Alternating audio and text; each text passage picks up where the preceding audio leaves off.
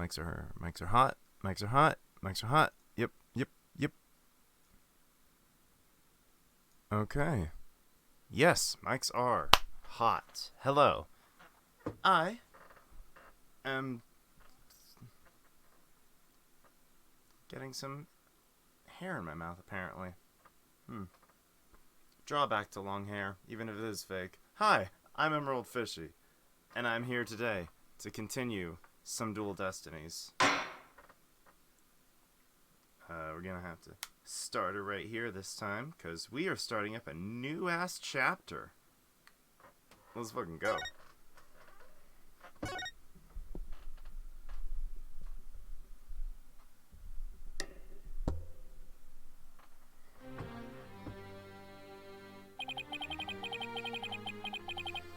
Courtroom bombing incident.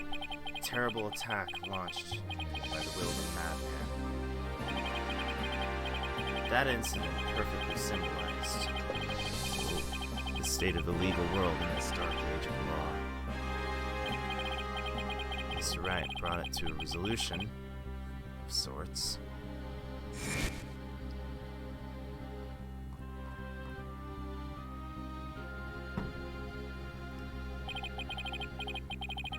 Ted Tenate was discovered to be the one responsible for the bombing.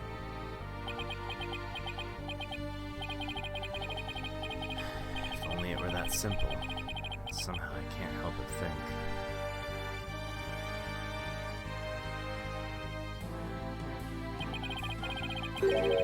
There's a darker influence at work. One that's lurking in the shadows, waiting. That's why I want to review the trial that was taking place when the bombing occurred. After all, I've got more than a few personal stakes in it.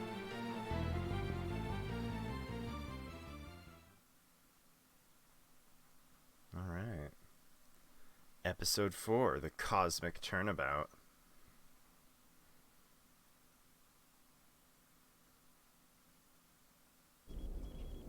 Ooh.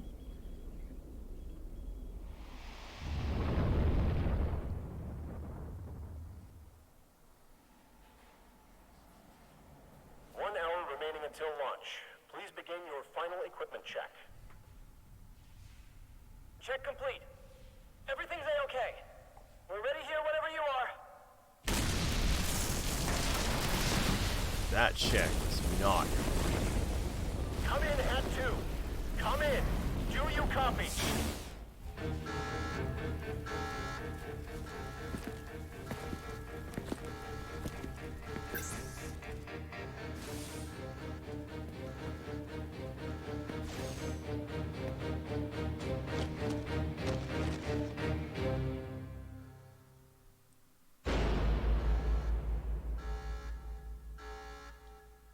GYXA.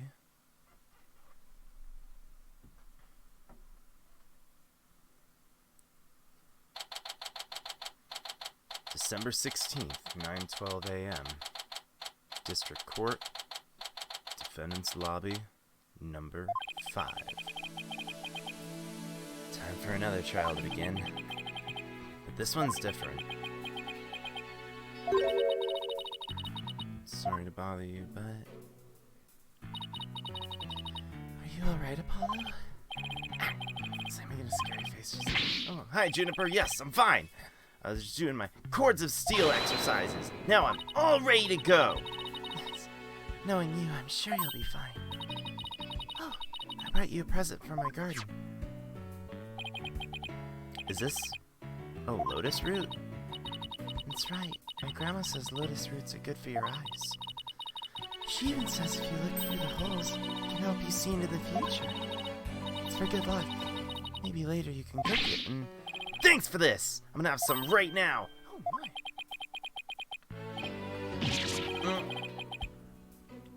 Kinda tough though.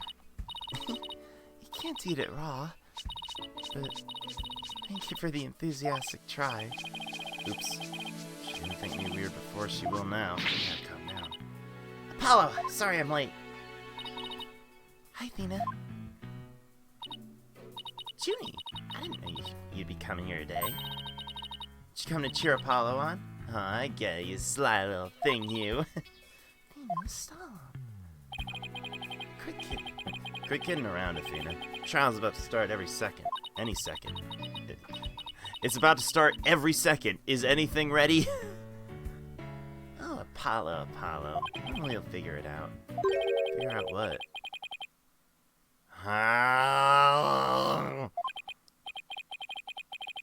Wow. That was the longest sigh I've ever heard.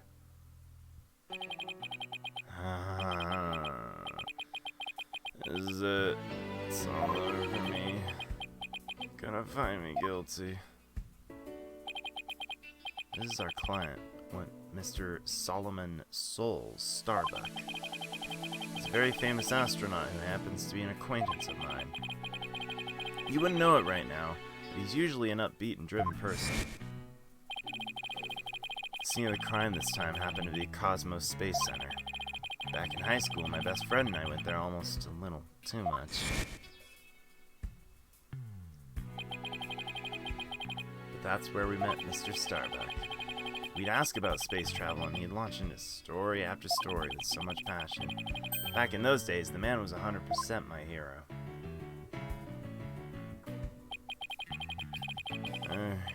You sure you're okay with me being a lawyer, Apollo? Of course I'm sure. I know you, Mr. Starbuck. I know you're not the type to commit murder. Thanks, but...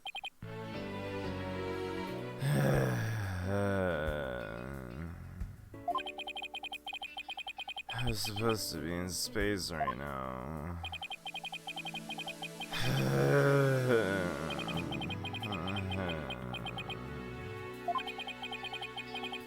He's so depressed, it almost seems like an act. Launch getting called off must have been a huge shock. I'll probably never get the chance to go into space again. Don't say that! Don't stop believing! Hold on to that feeling! Besides, you just have to go into space again. Streetlights. People. I don't think they have streetlights in space. I just don't think I could face Clay in the afterlife if I just rotted away in a cell. Clay Terran. I can't believe he was murdered. He was such a promising astronaut under your command. Yeah, he was a good guy. Always there to pick me up when I was down. I don't love life as much as him, that's for sure. He was always so full of energy, telling me, "You're fine, Mr. Starbuck."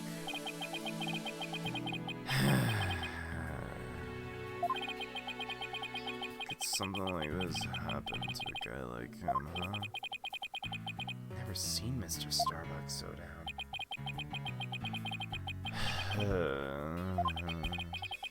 Clay's gone. I'm going to prison.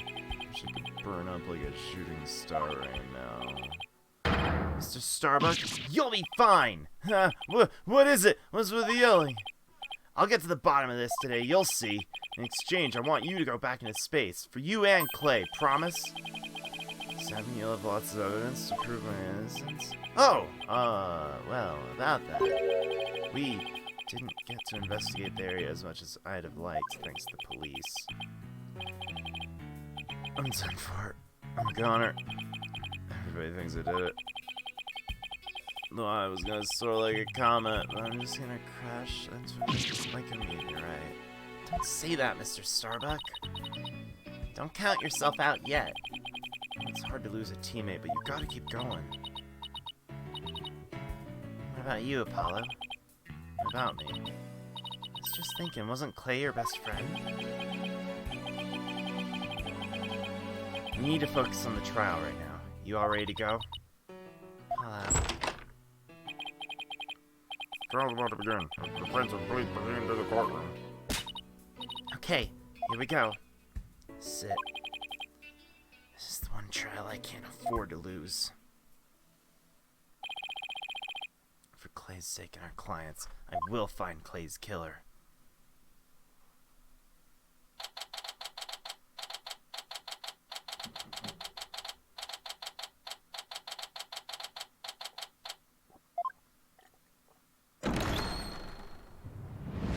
Court Court is now in session. All rise.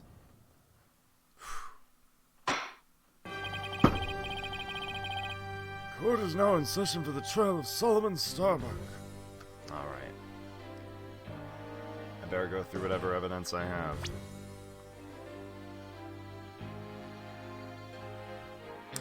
Oh dear. Cause of death, stabbing. Victim was discovered in the third floor boarding lounge in the main building.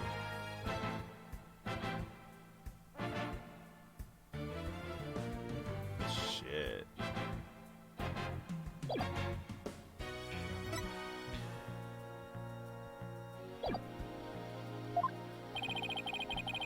Defense is ready, Your Honor.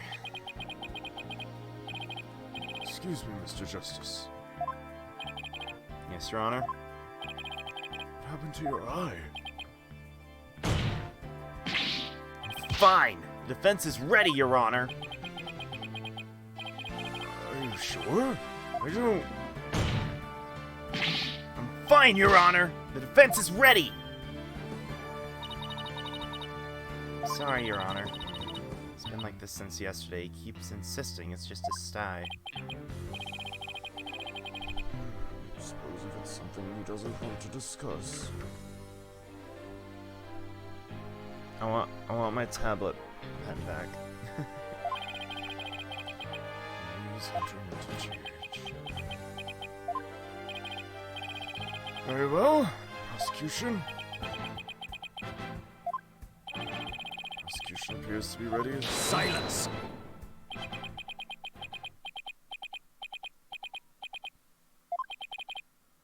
Not yet. I'm not quite ready yet. Ah! Ah!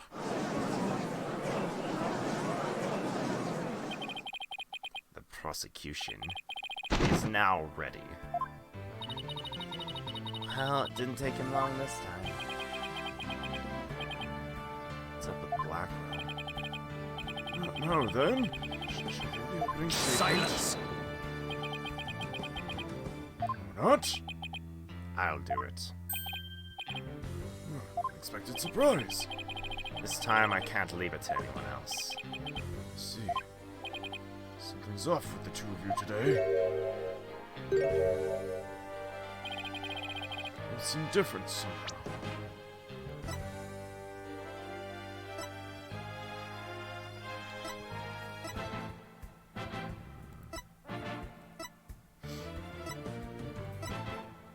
In this case, a Hat 2 crew member and a close friend. Talented singer and student council president. Defendant, Hat 2 member, and mentor to the victim. Not much at all. Alright. Very well, Prosecutor Blackwell. Your opening statement, if you would. It was just yesterday. The crimes in question occurred at the Cosmos Space Center. Ah, the famous federal research facility of all things related to astrology, right? Astronomy, it's astronomy. Anyways, a rocket was set to launch from there. But at 9:28 p.m., before they could even move the rocket to the launch site,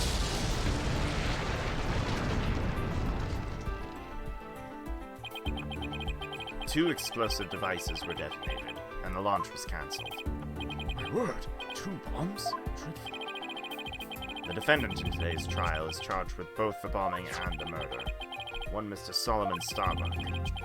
For whatever inane reason, he detonated a bomb on the rocket he himself would be in. Starbuck? I recognize that name. Isn't he the famous astrologist? Correct, Your Baldness. Mr. Starbuck was the pilot of the Hat 1 rocket 7 years ago. As you may recall, despite some interstellar trouble, his mission was a success. Some say it's a miracle he returned alive. I suppose you could say he's a living legend. I remember now. He's become something of an international celebrity, right? I've gotta make it back alive. They even turned the incident into a movie and everything. Got a real space pioneer in court today. But even heroes tumble from their lofty heights. Returning to the subject at hand. Oh, yes. The victim was one Mr. Clay Terran, Clayton? I don't know. subordinate of the defendant. Indeed, a loyal disciple brutally stabbed to death by his mentor.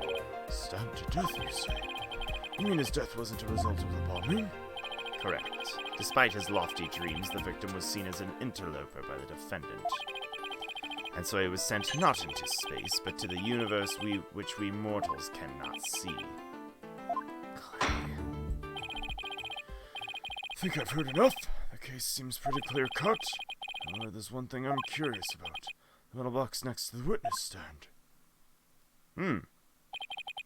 What purpose does it serve, exactly? Since you asked so nicely, it's your coffin. Ah! Have mercy on me! I jest. It's evidence. Due to its immense size, we've little choice but to lay where it rests now. We shall get to the contents of the box in due time. Whew. I feel like I just lost 50 years of my life. Does he even have 50 years left? Inner monologue, Athena. Inner monologue. Enough jabbering. Bobby Fulbright's the name, and justice we trust is the game! I added that little bit myself. Please explain the details of the incident. On it! First, take a look at the pamphlet from the Cosmos Space Center. You'll find a diagram outlining the overall layout of the Space Center. Ah, here we are! For a more detailed look at what's on the left side of this building, take a look at the cross-section that we, the police, have created. See the launch pad and main building! Launch pad in the square building. Rounded structure is the main building, right? You got it! The incidents took place in the launch pad 1 and the main building's lounge. Sorry, I have a real bad itch. I'll be using this diagram during my testimony. It'll make it easier to understand.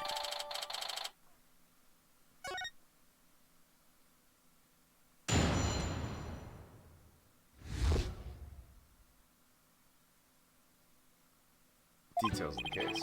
Oh, Jesus. Just before the rocket was set to launch, 2 bombs went off. Boom! Boom! One on the second floor of the space station's main building, and one in Launch Pad 1. Thankfully, only the 2 astronauts were in Launch Pad 1 at the time. The 2 of them managed to make it back as far as the boarding lounge. But after the escape, one of the 2 was found stabbed to death. Murder on top of a bombing. Detective, the victim was already dead by the time you arrived at the lounge, correct? Yep. Thinking he'd sabotage the bomb, the defendant attacked and killed the victim. Just look at this tragic photo! Oh my! Is that a knife in the victim's chest? Yes, Your Honor! It's the knife that cruelly ended this young man's dreams. Couldn't get any prints off it, though, because the defendant was in his spacesuit! That is a weird marking on the handle. Oh, that's not blood. That's just a brand. By the way, Detective Fulbright, why are the victim's helmet and right glove absent? We had to remove them to identify him, Your Honor. I personally removed his glove during the investigation. We had to get his fingerprint to confirm his identity after all. Yes, it'd be very difficult to identify him without a face or fingerprints. Now, there's one more thing I'd like to inquire about. There's this round thing next to him in the photo.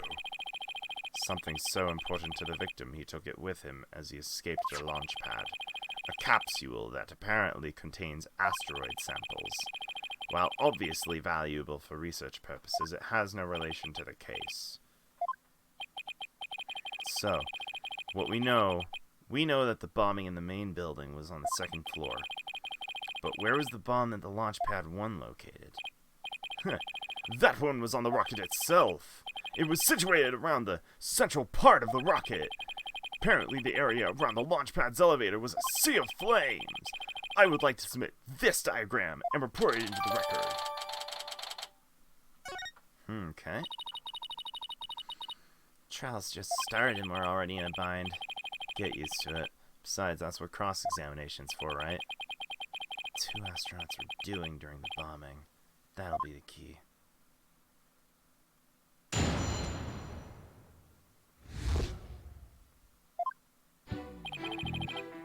Hold it! How powerful were the explosions? Well, the one in the main building wasn't strong enough to bring the place down. But the room it went off in was burned black. Thankfully, nobody was hurt. Due in large part, of course, to me stepping up to lead the evacuation. Wait, what were you doing there in the first place, Detective Fulbright? Ha ha! I'm Bobby Fulbright, hero of justice. I'll be there whenever and wherever people need my help. I'll go to the other side of the world, or even the edge of the universe. I'm not sure he knows how far that actually is. I guess I'll leave that one alone. Admirable decision, Justice Stono. What do you decide? Anyway, could you describe what it was like at the Space Center at the time? The bomb cut the power to the central bank of elevators and the third-floor lounge. It was pitch black in there, I tell you. However, the security cameras and whatnot were running on emergency backup. How'd the evacuation go? I immediately and heroically whisked people down to the Space Center's basement shelter. Basement shelter. Yes, there's an emergency shelter beneath the space station. Emergency shelter, huh? Oh, here it is. It's at the bottom of the diagram. Gotcha. Space Center is pretty impressive to have its own shelter. Alright. Power outage and evacuation seem unrelated to the murder at this point. Guess I'll leave that aside. So there were 2 explosions in total, correct? Yes, that's right! One on the second floor, and one in Architect 1. Mr. Starbuck rigged a rocket he was going to board with explosives? Huh? What are you talking about? If the defendant really did plant the bomb on his own rocket, he'd get caught in the explosion as well. Oh, I hadn't thought of that. Fine. Simpleton for a simpleton. Fulbright, the motive. Understood! The defendant actually had astrophobia! Astrophobia? What's that? A fear of space, naturally. Just the thought of space can cause the afflicted to freeze up. And so, in his terror, the defendant found a way to stop the launch at the last minute. That's absurd. Unfortunately for you, we have evidence. Take a look at these. What are they? These anti-anxiety tablets were found among the defendant's possessions. Apparently he was taking them in secret to quell his fears. There were a multitude of problems with the rocket Mr. Starbuck rode 7 years ago. Rumor has it threatened to crash a number of times as well. That was, of course, very traumatic for Objection! Mr. Starbuck. But that doesn't mean he'd go so far as to blow up his own ship. The defendant couldn't bear to mar his good name now, could he? No, not after the media branded him Sol Starbuck, space pioneer extraordinaire. Given these conditions, the defendant could hardly run away like some base mutt. What, so that's why you think he resorted to the bombing? Naturally. He constructed this act of sabotage in an attempt to blow up the Space Center, which would effectively abort the launch but spare his reputation. Ugh. Now I'm sure you understand why we have to bring justice down on this atrocious criminal. Thankfully, only 2 astronauts were in Launchpad 1 at the time. Are you sure it was only the 2 of them? It was just before the spaceship was set to launch, so of course it would only be the 2 of them. Could have been someone else inside that rocket. The notion of a third party in Launch 1 is utterly absurd. Just to enter the area from the lounge, one must pass through a door guarded by a fingerprint recognition device. Yo, what's up, Ollie? And allow me to state up front that there are precious few with the clearance to do so. fingerprint recognition. Sounds as futuristic and complex as a space center. Actually, it's not as amazing as you think, Your Honor. Take a look at this photo. This is the door in the lounge with the fingerprint lock. Only personnel whose fingerprints are registered can pass through. It's very different from what I had in mind. And is there a record of the number of people that passed through the door yesterday? Yes, there were only 3. The defendant, the victim, and the director of the Space Center, Yuri Cosmos. No one is queuing for the dungeon I need to do. Send help. Oh, that's unfortunate.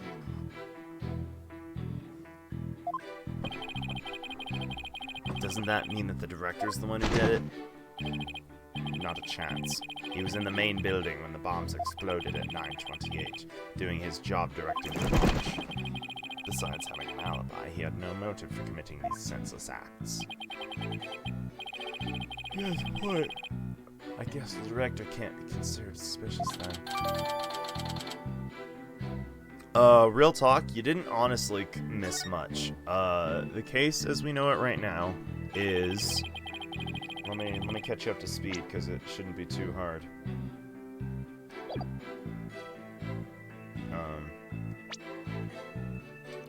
Okay, so I can't look at the people apparently, but there's this guy, Solomon Starbuck. We're defending him.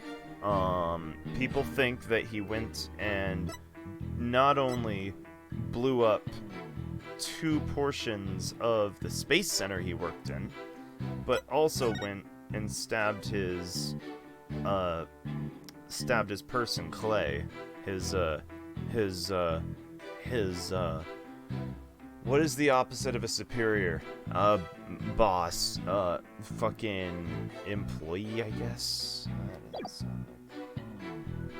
It's basically, stab, space station.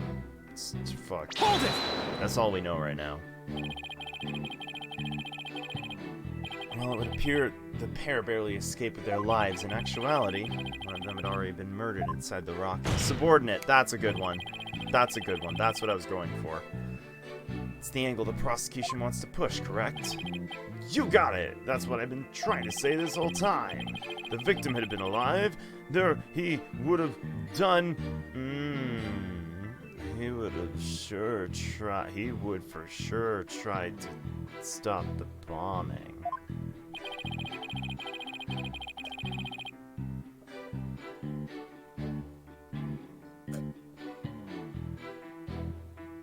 Is there any chance Mr. Terran could have been killed before he boarded the rocket?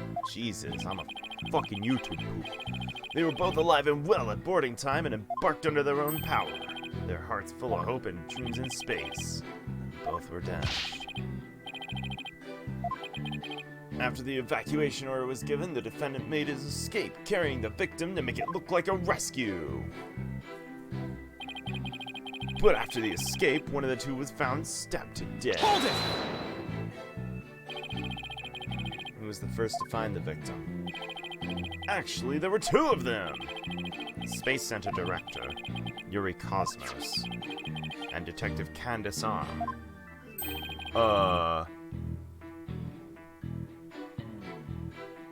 Isn't she the one who was dead from the first case? Specializes in bombings, you see. She and the director were ordering the Oh, wait, wrong voice. She and the director were ordering the evacuation following the explosion. They were also worried about the astronauts, so they hurried over to the boarding lounge. That's when they discovered the victim, along with the defendant. 2 witnesses, huh? One of them a detective. Doubt either one would have anything to say that helped me.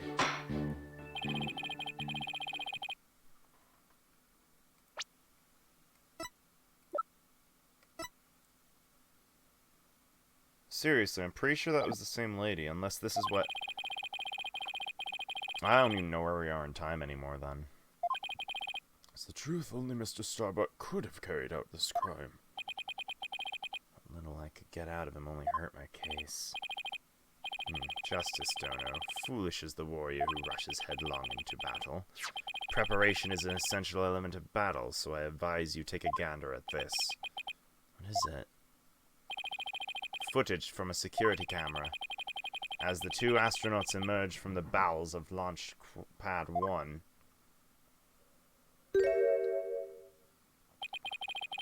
boarding lounge security camera captured their desperate escape.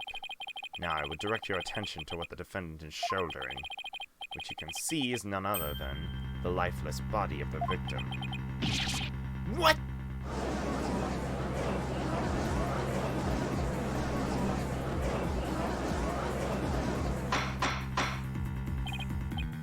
I say, this just lines up exactly what the prosecution's been asserting. Should have known Black would have something like this ready.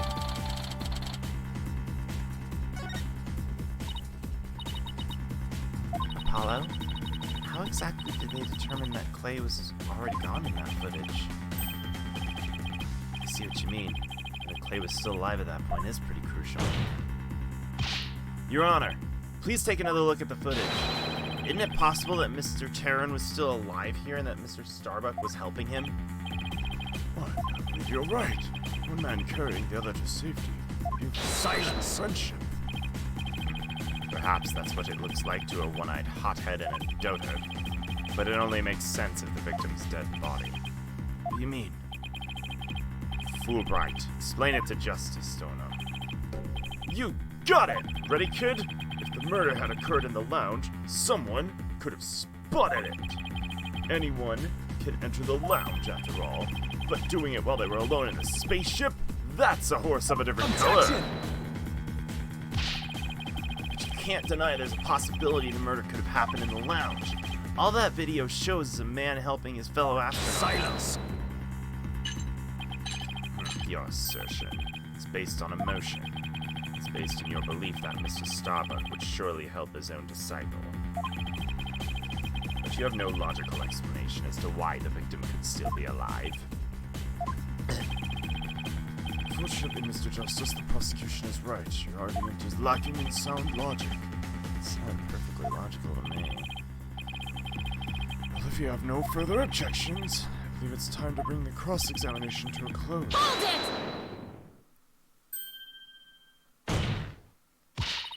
Your Honor, the defense requests a little time to think and regroup.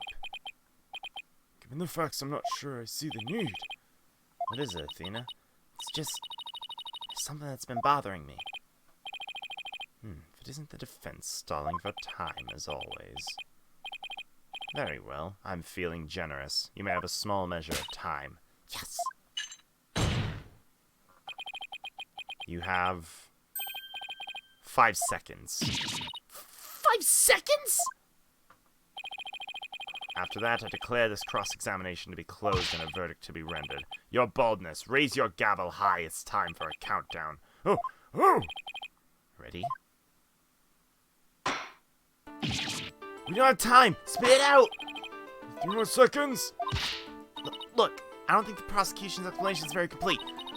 Meaning there's something missing, like they conveniently left unexplained. They didn't explain something they didn't explain. You're right! I think I know what you're talking about. 5 seconds are up, Mr. Justice. Is there anything about the prosecution's argument you'd like to rebut? Yes, Your Honor. Actually, there is. Something the prosecution has yet to make clear. If you put it that way.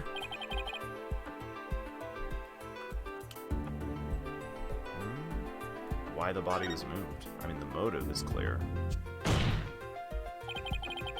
They failed to explain why Mr. Starbuck would bother bringing back the body at all. The defendant wanted to kill the victim. Why didn't he just leave the body in the rocket? Why go through the trouble of bringing him all the way back to the boarding lounge? That's true. I don't think we've heard the prosecution's thoughts on that. Because they have none, Your Honor. After all, how does one explain something so illogical? Prosecution's claiming the defendant moved the victim's dead body. But what if the entire premise of that argument's wrong? Let's hear your theory. The defense proposes the defendant didn't kill the victim, he was helping him. Yeah! Wright, explain it for our sad friend before I nod off to his monotone monologue. Inform him exactly why Space Boy moved the victim. Huh? They gotta be joking.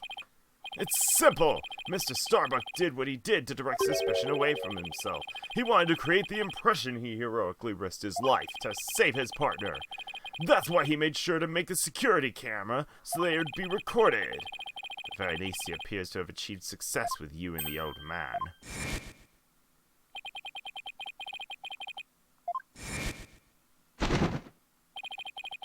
The average person wearing a spacesuit weighs easily over 200 pounds, saving the life of a partner who weighs as much while trying to escape deadly flames, a dramatic sob story to fit for the silver screen. I was completely taken in by the humanity.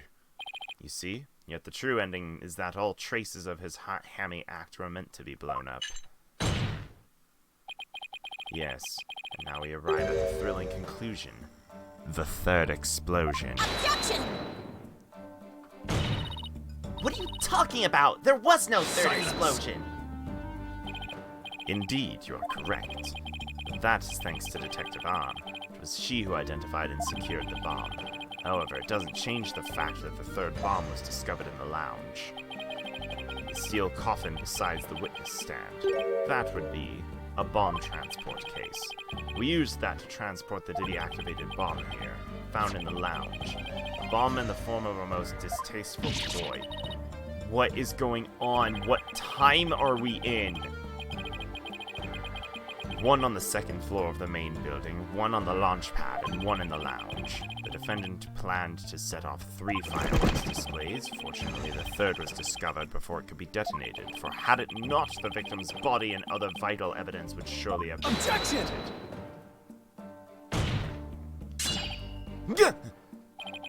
Before you utter a word, know that the evidence supports me.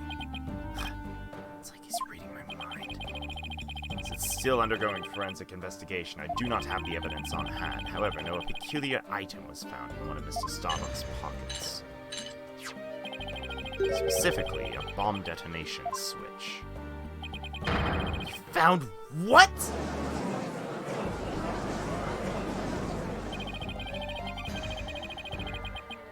I suspect the defendant had no time to destroy such damning evidence when the Space Center director and Detective Arms stumbled across the murder. So he thought to hide it in his pocket, feeble-brained he is. Huh?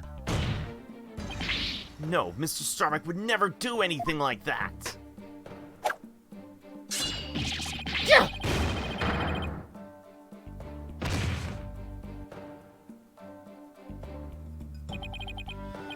Justice, Dono. Open your eyes and see the truth. This appears to be irrefutable evidence the accused set off the explosions. No, there has to be some kind of mistake. This can't be the truth. Still can't accept it? You'll believe in your client come what may? Then why don't you cross-examine the defendant himself? This has got to be a trap. It's like Blackwell's controlling the entire game. It seems like he was waiting for me to bring up the body moving issue. Why do you say that? Because he had just the right argument when I pointed it out. To really rub it in, he had a decisive piece of evidence to back it up. He's trying to shake my faith in Mr. Starbuck and break me down! And making you cross-examine Mr. Starbuck at this point was part of his plan too? Totally underhanded, but I wouldn't expect anything less from him. Now, let us hear from the arch-villain, the fiendish murderer himself, famed astronaut Solomon Starbuck. Witness, name and occupation, please. Solomon Starbuck. Astronaut. How does that happen? Mr. Starbuck, you aren't looking very well. Will you be able to give testimony? Oh, unfortunately, no is not an option. You're being accused of the Space Center bombing and the murder of Clay Terran. Please testify to these allegations.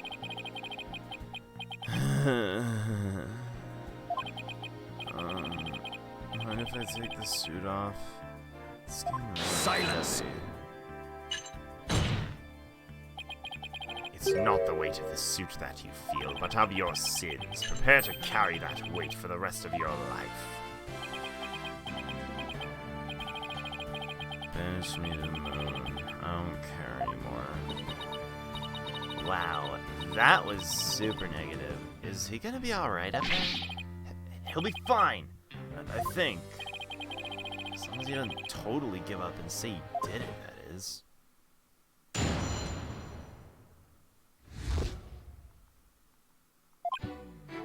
All I did was give support Clay over my... Alright. All I did was support Clay over my shoulder and get us out of the rocket. Like always, I took the elevator down to the middle level, head for the corridor. Clay had passed out by the time we got the order to evacuate. I didn't kill Clay, I was trying to save him. So you assert you didn't set off the bombs or murder the victim? Ha ha. Ha ha ha. But I bet you think I'm lying, right? I reserve all judgment until after I've heard your full testimony. Sure you don't believe me. Bet you don't even believe I'm an astronaut. I don't think the judge doubts that. Who wears a suit like that except an astronaut? I will say when I saw you in that movie, you appeared quite courageous, though I suppose reality never quite lives up to fantasy. Guess I'm just a big disappointment. Ha ha ha ha ha. I really don't care what happens anymore. He's completely given up.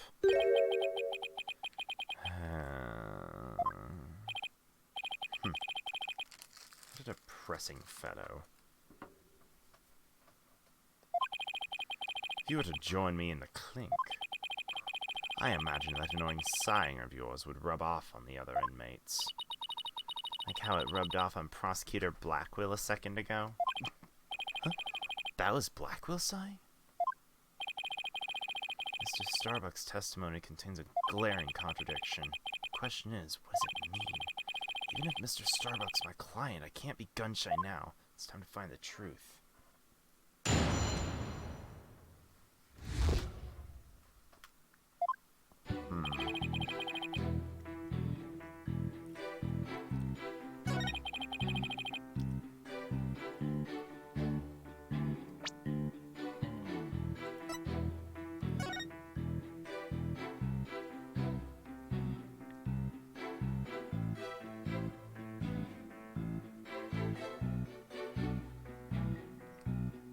Right, I think the power went out to the elevator at the time.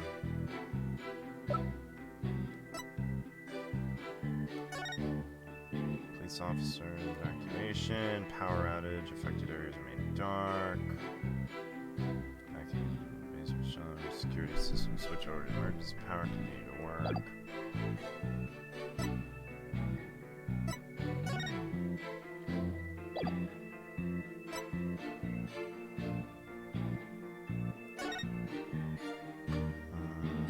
Security company manages the usage records. An independent security company manages the usage records. Fact that power allows it to function even when power goes out. Attempts to use a fingerprint. His print recognition are also recorded via security camera.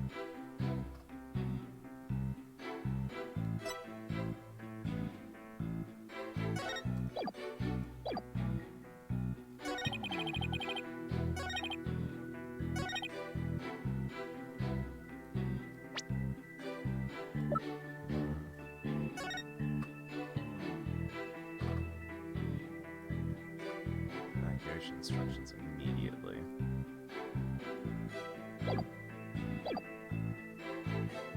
There are a few contradictions I see here. One is dependent on whether the elevator was working still or not. The other is right here. Objection! That clearly wasn't it.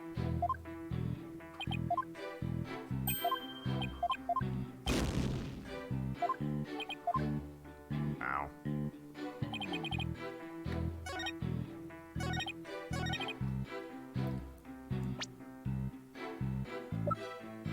Power was out. Objection!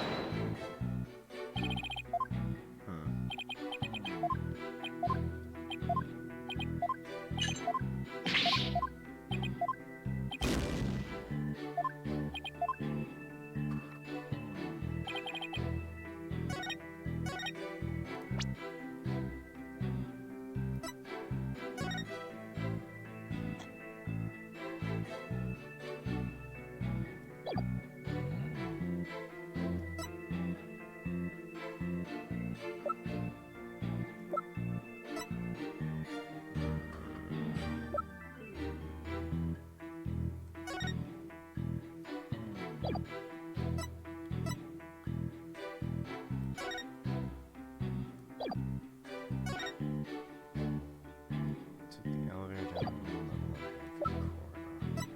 Objection!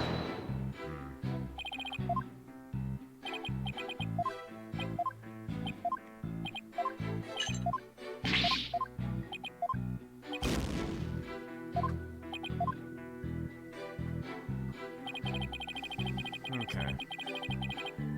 Let's hit that console button.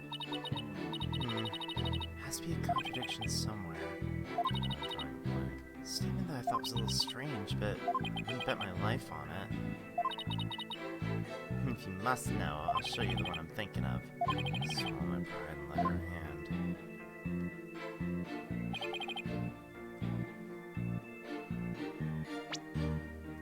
Yeah, I thought this was the one too.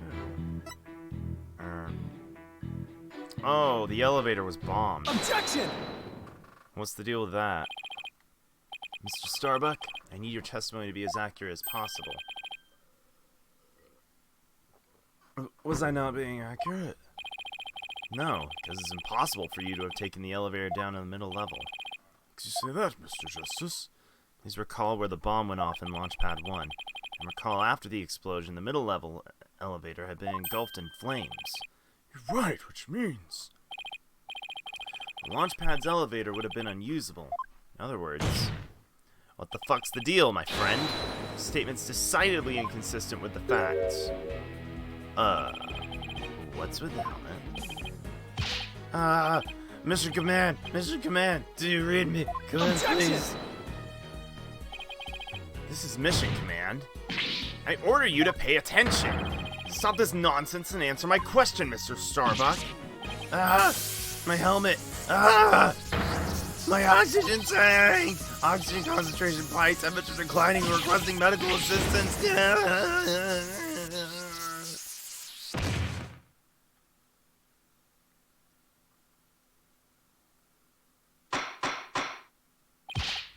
Mr. Starbuck, we are not in space right now. Stop pretending you've lost consciousness and stand back up. I apologize, Your Honor. I forgot I was still on Earth. I feel like we all just got a real glimpse of Solomon Starbuck the astronaut. He seemed like an astronaut now than when he was doing all that sighing. Mr. Starbuck, could you please explain the inconsistency in your statement about how you used the middle-level elevator? I was nervous and said the wrong thing. I'm sorry. I actually took a different route, I think. A different route? I hope you're able to deliver a straight story this time. I'll get right to it this time. Maybe. No, I mean probably. Probably? It's understandable to be nervous, but let me remind you, accuracy is paramount in court.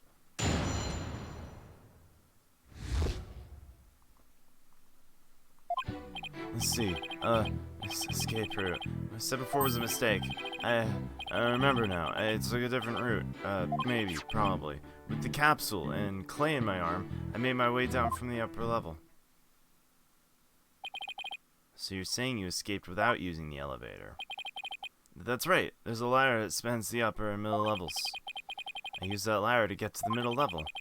Lucky the fire hadn't reached the ladder, so we could make our escape that way. And the capsule you mentioned, I suppose you mean the thing next to Mr. Terran here? Was the capsule that important that you'd risk your life to take it with you? It almost goes without saying, but yeah, The capsule contains asteroid samples. Therefore, it's invaluable as a research material. With a spacesuit on, Clay weighed a ton. Securing the capsule was also important. I need you to answer to the best of your ability. Mr. Starbuck, please remember your verdict is writing on your testimony.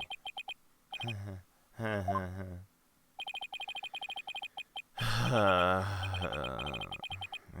am guilty after all. Or if you can see the stars in prison, that's more comfortable than a spaceship.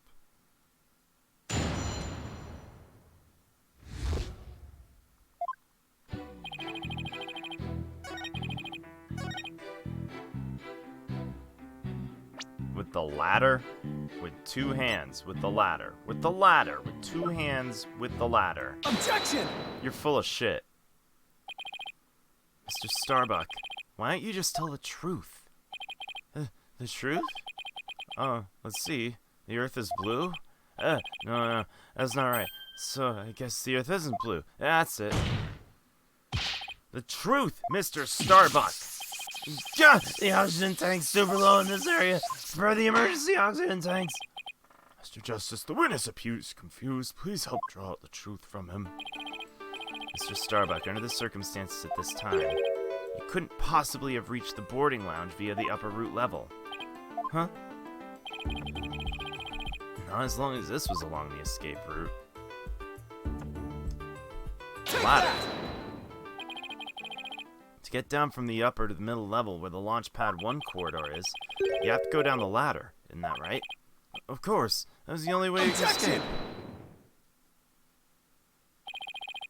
How would that work? At the time, you were supporting Mr. Terran over your shoulder, were you not? Remember how he was in full space gear as well, putting him at over 200 pounds? Well, it's easy on the moon. Gravity's only 1/6 of what it is on the Earth. The Space Center is located on Earth.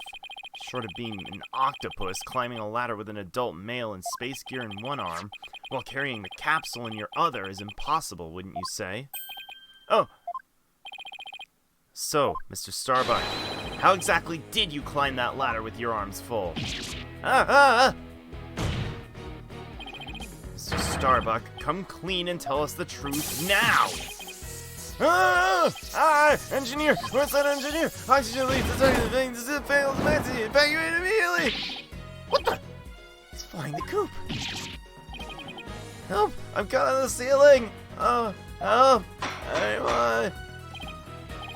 Bailiff, prepare the cherry picker. We must launch our rescue mission at once. That's one way to take off while being questioned. Gotta prove his innocence so we can go to space again someday for real.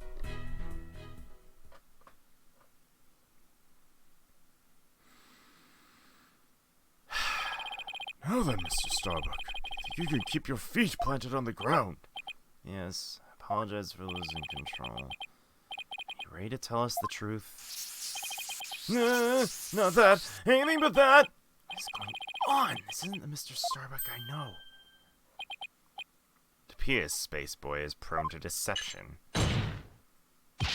Witness. Yikes! Yes.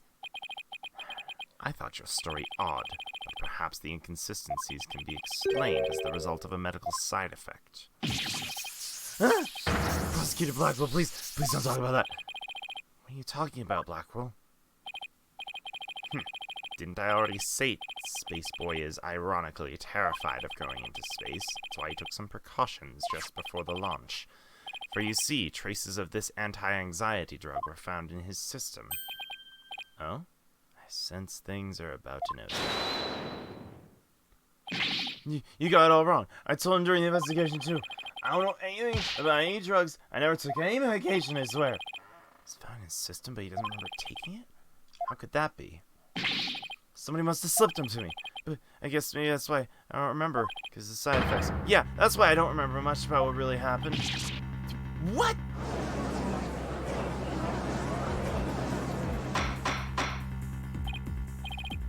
Order in the court! Can't get any useful testimony out of him if he doesn't remember anything. Well, this certainly explains why his testimony kept changing. Why didn't he just tell me he couldn't remember? Guess he didn't want anybody to find out. He was terrified of going into space. You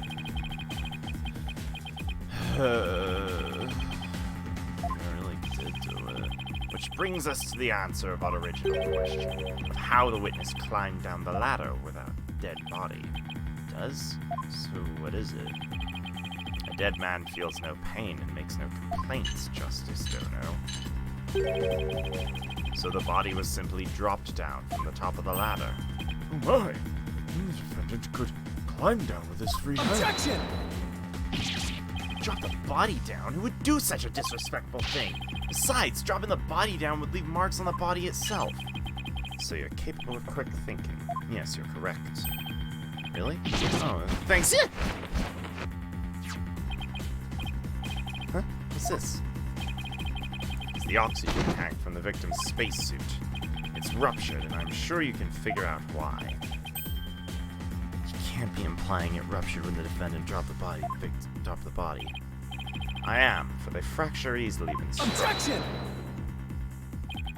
Even if that's true, the tank's explosion shrapnel would leave its mark on the body. Yet according to the autopsy report, only the knife was found in the victim's body. You're clearly grasping at straws with this side of reasoning. The spacesuit isn't heavy for the sake of being heavy, Justice Dono. It includes the latest technological devices and is made from the fabric of tomorrow. This fabric is made to protect astronauts from the dangers of space, so falling a few Earth yards would hardly leave a mark on it. Objection! Then shouldn't it be impossible to stab someone through it as well? It should. And yet, through sheer coincidence, the knife slipped through a weak spot in the suit's structure and found its way to the target. Chances. You forget our killer is an astronaut himself with knowledge of how the suit works. He's got me there. And now my argument has been proven. Space Boy killed the victim in the rocket and then dropped his body from the upper level. After climbing down, he shouldered the body and made sure the camera recorded them. There's no room for debate about these facts. It's clear Solomon Starbuck is the only one who could have killed Clay Tarrant. Here, the report regarding the astronauts' oxygen tanks. Consider it my send-off gift. Feel free to use it as payment to cross the river Styx.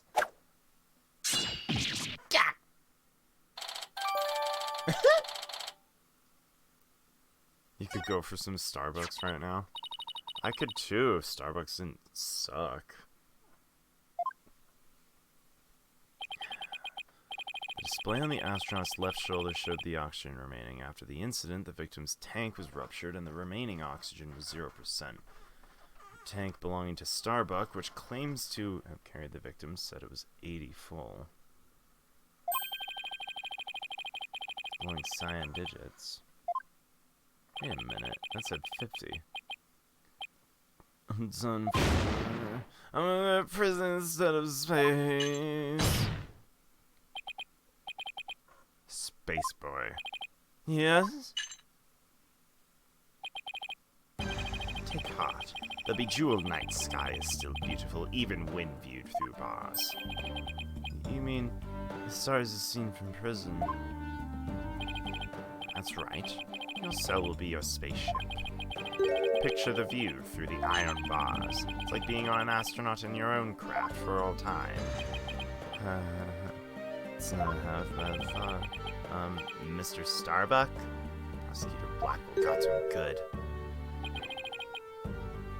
Spaceship, prison cell, fly me, my guilt and my despair to the deepest, darkest space. And then let's get sucked into a black hole together. Mr. Starbuck, you can't give up hope! Oh, yes, Apollo? You know Clay really looked up to you. He said you're an incredible man. He said you'd never give up your dreams and passion for space, no matter the situation. He said that? So don't give up now and help me prove your innocence, for the sake of the man who respected and believed in you, Clay Tarrant. Clay? You're wasting your breath.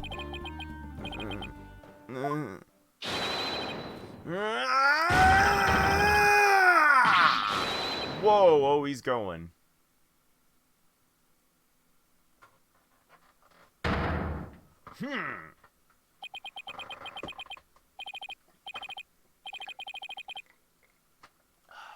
Apollo, thank you. I can see things clearly now. Mr. Starbuck, I'm fine now. Thanks for reminding me of my life's mission. Right, we'll both be fine. I'll prove you're innocent, you'll see. After that, we'll get you back into space. Ignite the booster rocket of my soul! I'm on fire! Solomon Starbuck, astronaut, cosmic hero, chosen by the universe itself. There's no time to be whimpering and crying. I can't let you and Clay down. Bog Bash, sun, the moon. All space is calling me, Solomon Starbuck. Ready for launch. Begin the countdown. 5, 4, 3, 2, 1. Lift off!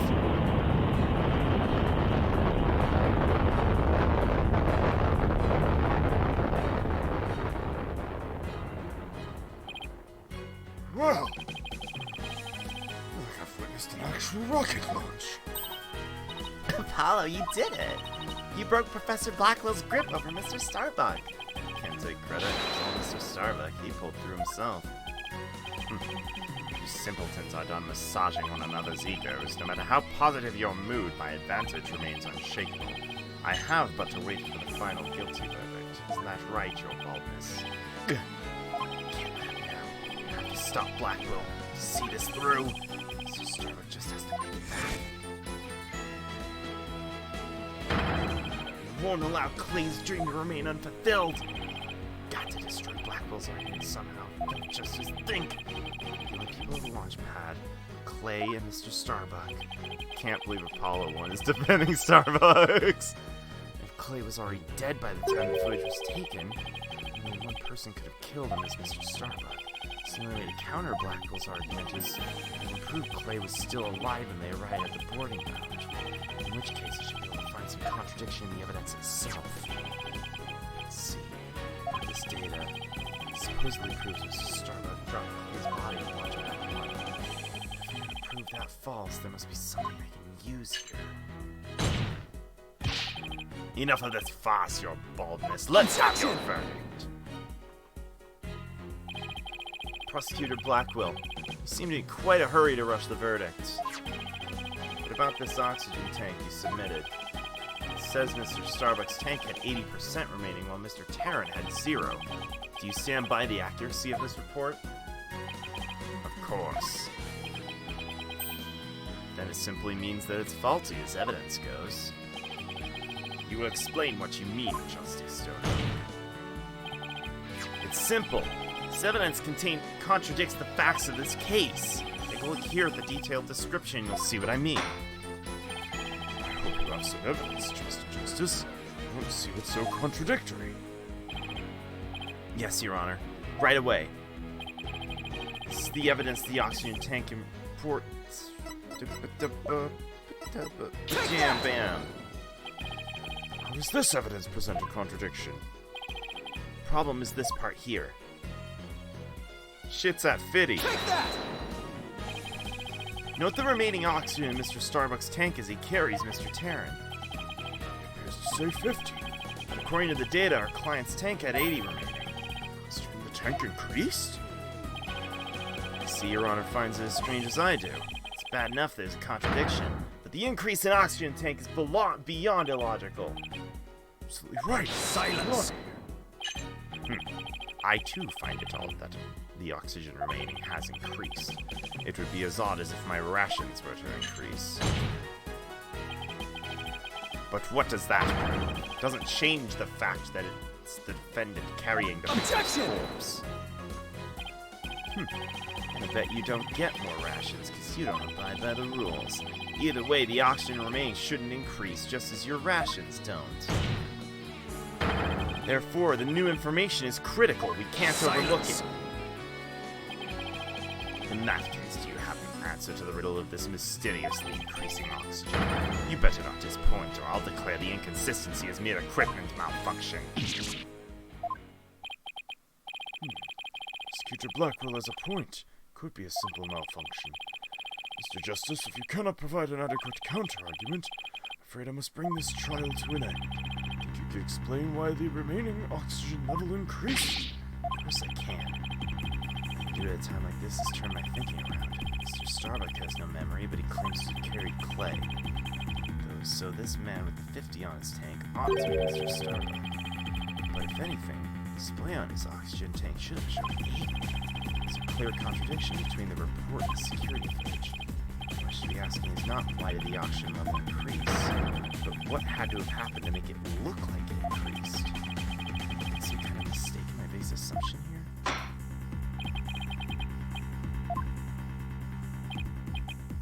I'm ready to answer. This is why the remaining oxygen had to increase.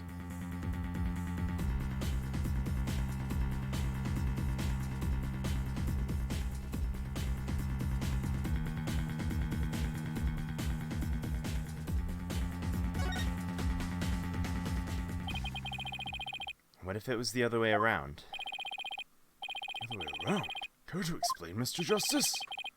As you can see, Your Honor, both men have their helmets on in this footage. Oops. But it turns out, this is where our base assumption went astray.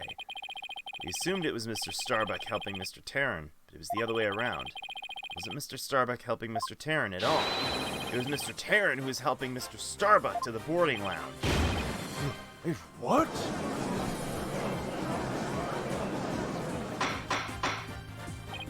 Order! Order! Mr. Justice! You mean to tell me the person on the right in this image is the victim, Clay Terran? It's the only way the riddle of the increasing oxygen level can be solved, Your Honor.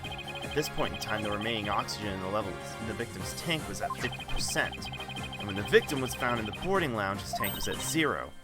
It's right. There's nothing contradictory about the oxygen level decreasing. This means Mr. Terran was alive as they made their escape to the lounge. Silence! How short your memory is. Have you forgotten what you yourself proposed? Even if the victim was alive at some point. How did he ascend the ladder with his arms? Objection! Prosecutor Blackwell, you can't hurt me with a broken blade. Excuse me? It's true we don't know how they got down the ladder. Suppose that matter needs further investigating. But we've proven Mr. Terran was alive when he reached the boarding lounge. This fact alone shatters your claims, and opens up the possibility that the victim could have been killed by a third party. Gah! There were two people who claimed to be the first on the scene. Can we truly trust their statements? Let's see. The two people were Detective Candace Arm and Yuri Cosmos, right? You think one of them might have given a false statement to the police? It's certainly possible. Might have to do a little more digging. Seems we'll have to hear the testimony of these two first. Score. Come to think of it, Detective Arm should be here in court right now. Bailiff, please show the Detective Arm to the stand.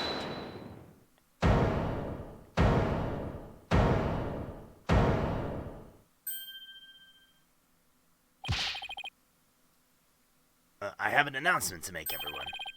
What's the meaning of this? We're in the middle of a trial here. But please remain calm and listen carefully. Someone has reactivated the bomb. The bomb was defused, but it's about to explode. Mahuda! Right, okay, so this is what happened just before the beginning. Everybody run! Everybody's panicking.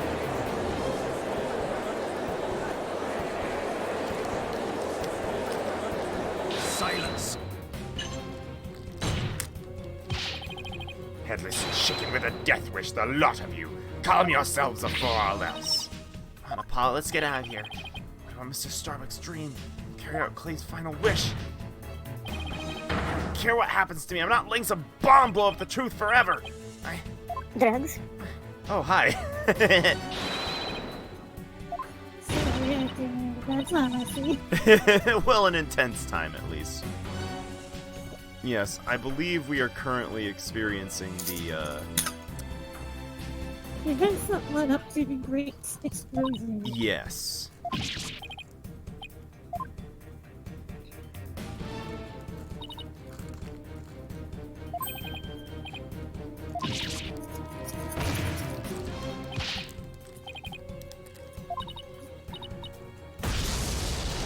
Oh, there it goes.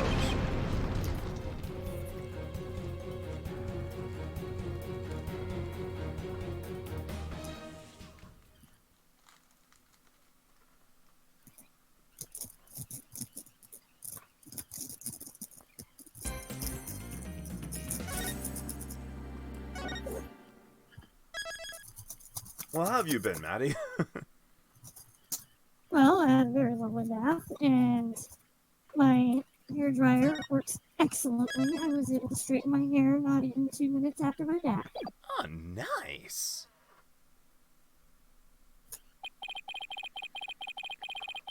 Also, I made noodles. Also, what? I made ramen. Ramen. Ramen. I like ramen. Ramen. Drugs? Drugs. Ramen drugs. Give me the ramen drugs. The drugs were in the ramen. The drugs were in the ramen. Objection, Your Honor. The drugs were in the ramen. Objection! That's the one. Alright. Let us continue.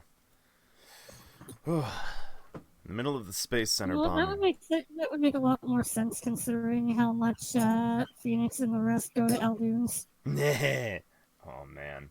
Salt is code for cocaine. You know it. Hey. In the middle of the Space Center bombing trial, we had another bombing incident. This one destroyed courtroom number 4. Furthermore, Apollo suffered massive injuries from being there when the bomb went off.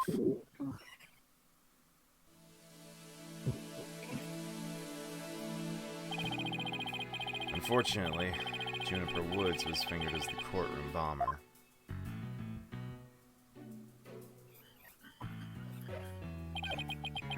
Athena and I knew she had to be innocent, so we took her case on. It's been a minute since I've been able to just use my normal voice as Phoenix. We managed to clear Miss Wood's name.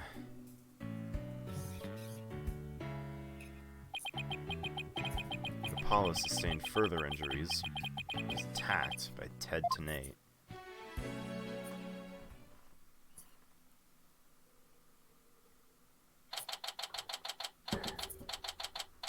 December 19th, 3:21 p.m.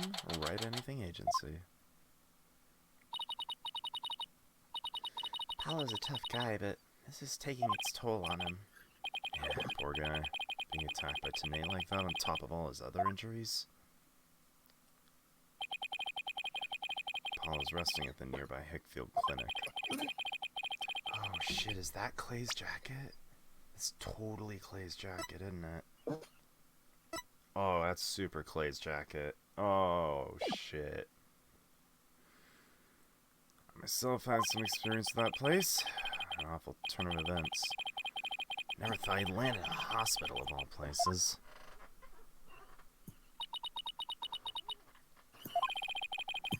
You must miss him too, huh? Nah, you don't have anyone to tease. Don't worry. He's young. He'll heal quickly and be back before you know it. It's been a while since I last saw Trucy look so down. We won the court case, yet no one feels like celebrating much.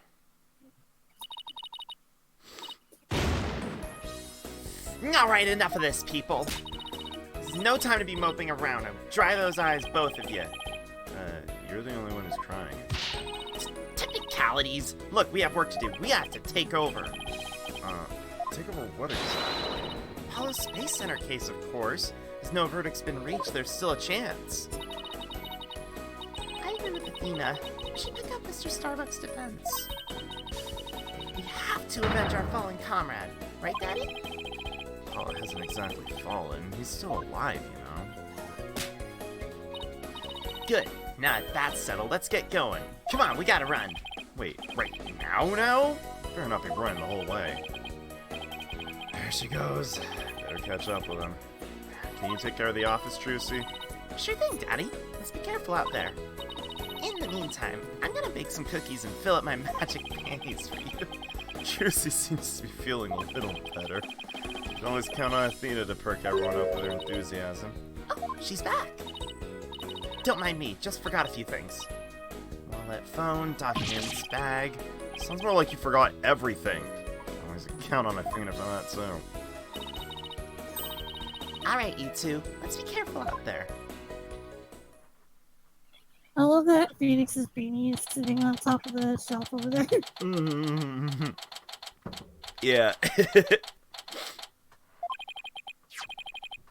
So our client's one Solomon Starbuck. He's so famous even I've heard of him. That's right. He's a super famous astronaut who works at the Cosmos Space Center. He was actually up in outer space 7 years ago. Seem to know quite a bit about him. Now I'm all excited to meet this man.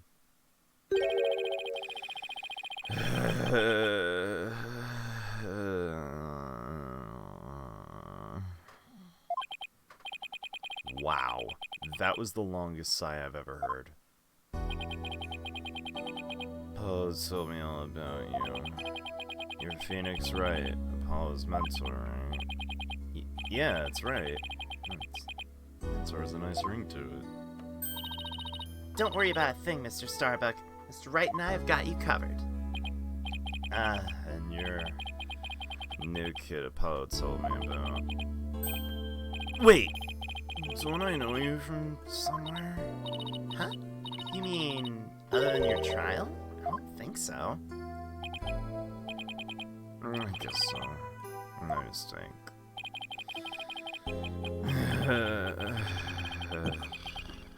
My memory isn't what it used to be. My mind and body are kaput. Same goes for my life. I'm so astronomically unlucky I had a bomb go off in the middle of my trial. Trying to defend me would be like trying to enter the stratosphere of a spacecraft. Yikes, he's seriously gotta stop depressing himself. Cheer up, Mr. Starbuck. Besides, that thing you said about entering the stratosphere, that just means we'd shine like shooting stars, right? Shooting stars, huh? You know, you're right. Why didn't I think of that before? After all, that's what we all put on the earth to do, right? Is that an ollie I hear? Yeah, and then they immediately left again after using the sound. Oh my god, fucking cool. Thanks. What a tease. Guess I shouldn't mention the fact that shooting stars burn out in a flash. Oh yeah, here we go! 3, 2, 1, to the stratosphere and beyond! Yeah, I feel alive now. You can go ahead and ask me anything you want. Is that really all it takes? Okay, but you know, first things first. Did you know that I'm an attorney? So what do you think about this?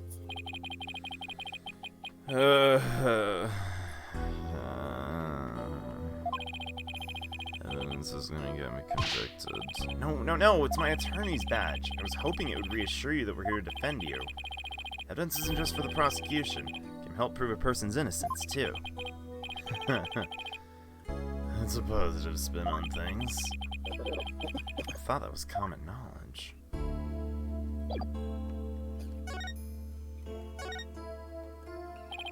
So, no memory of at all of the incident?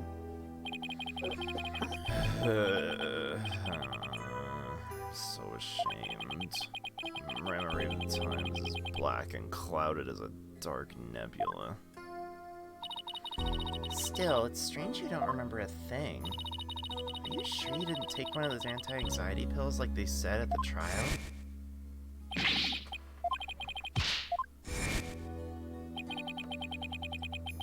It is true, I developed a fear of space because of what happened 7 years ago.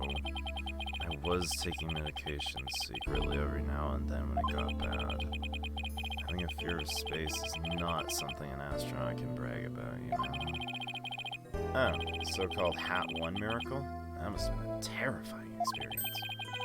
But I'm still an astronaut at heart, come what may. I'd never take drugs that might impede my performance just before launch. That launch meant everything to me. That most... Wait. Did you just say Drugs? Yes! Oh my god! He just said drugs! Drugs? Drugs? Fucking... Sip of coffee for drugs! That launch meant everything to me. drugs? I was more certain than theory of relativity. Seems like a completely different person now. This is the face of the astronaut I know. But the tranquilizers were found in your system. Yeah, see, that's the thing. But I don't know why I'm done for. If you didn't take them, maybe someone slipped them to you. Exactly, that's what I thought. Must have been the real culprit. Medication was in my locker. Anybody could have gotten their hands on it. Maybe the real culprit also planted the detonator switch in your pocket. Yeah, it's gotta be it. I've been framed! I'll say, you managed to plant your prints on the switch before slipping it in. It's a real possibility. Do you remember anything? Wait. He's got prints on the thing? Why would he have prints on the thing if he was wearing his spacesuit complete with gloves the whole time? I'm gonna stash that one in the back of my head. Do you remember anything else that might be relevant? Anything at all, no matter how small. Like about the murder weapon, for example. That knife. I think it came from one of the Space Center's utility kits. Utility kits? Yeah, staff who worked on machinery a lot are given special toolkits to use. All the technicians have them, so I doubt you could prove whose knife it is. Victim's blood from a set of utility tools used by the techs. That is the wrong button I wished to press. Whoops.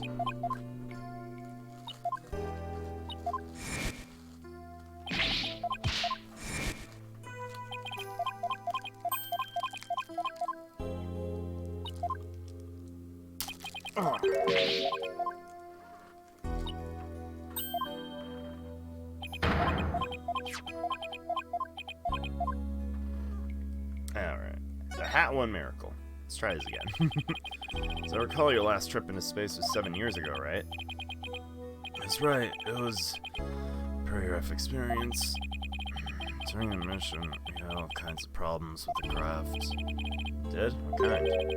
Power failures, oxygen leakage, busted radio, cracked windows, loose control column, heat shield came off as we were entering the atmosphere. I thought it was a goner. But I managed to make it somehow with the popsicles and ice packs in the freezer. No wonder they dubbed it the Hat One Miracle. It's a miracle you made it back. Space is a boundless place. That's why it continues to capture people's imaginations. But the vastness of space shows us how insignificant we are in the scheme of things. The darkness just goes on, forever and ever and ever, without end. There was nobody else there. Nobody was gonna come save me. I was all alone. Nothing to listen to. The sound of my own breathing. Heartbeat. Kids scrambling to make repairs. I couldn't keep my hands from shaking.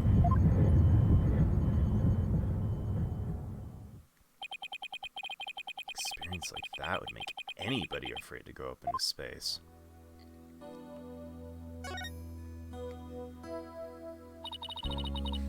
The experience you had, weren't you dreading the mission? What? No way. Of course not. Even now I want to go into space so bad I can barely stand it. I want to shake off Earth's gravity and escape velocity and spin around weightless. But you have to admit it was pretty harrowing. Weren't you even a tiny bit afraid? I was afraid. Of course I was. Still am. Space is man's final frontier. Unknown world. Cosmic truth is out there waiting for us somewhere. Cosmic truth, huh? Guess there are people looking for the truth in every walk of life.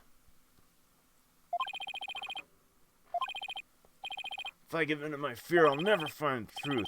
As long as I don't give up, I can keep up the fight.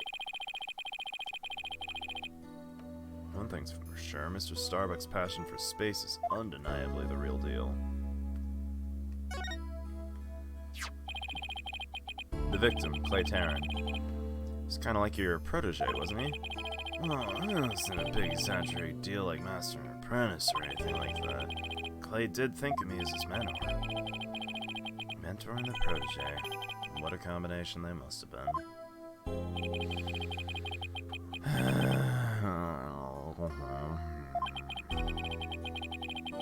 With encouragement, I knew I could go over my fear and go back into space. Oh. Damn, that was whack. Took a long time to catch up that time. Now. Oh! That's the first time that's happened. Snicker Stream just crashed. Oh, damn. Alright, well, first things first, I'm gonna save it. I mean, that was pretty common for me, but that's like the first time it's happened for you. Oh, well, that was extremely easy to load it back up. Yeah, you just gotta reconnect, right? Yeah, I was expecting to have to start resetting shit and everything. Like, no, it was just reconnecting. Immediately went back. Sick. Anyways, Clay must have been very encouraging, huh? Yeah, it's funny, really. Whenever I'd hear him shout, "You're fine!" I always got the feeling everything really was gonna be just fine. Burn it up! You're fine? Apollo says I'm fine and you're fine all the time, too. And I always feel encouraged, too, whenever I hear him shout it. Yeah, Clay and Apollo are best buds. He used to come visit the Space Center a lot, ever since they were high school kids. One day out of the blue, Clay even told me he wanted to be my protege. Those two hung out at the Space Center so much, they were like a part of the staff. One time during Zero-G training, I started to panic a little bit. And two of them took turns shouting, "You're fine," over the radio. It was a simple thing, but exactly what I needed to hear. So, I'm fine and you're fine are like Apollo and Clay's secret phrases, huh? Should ask Apollo more about Clay and their relationship now. Speaking of Clay, how do you suppose he climbed down the ladder with you over his shoulder?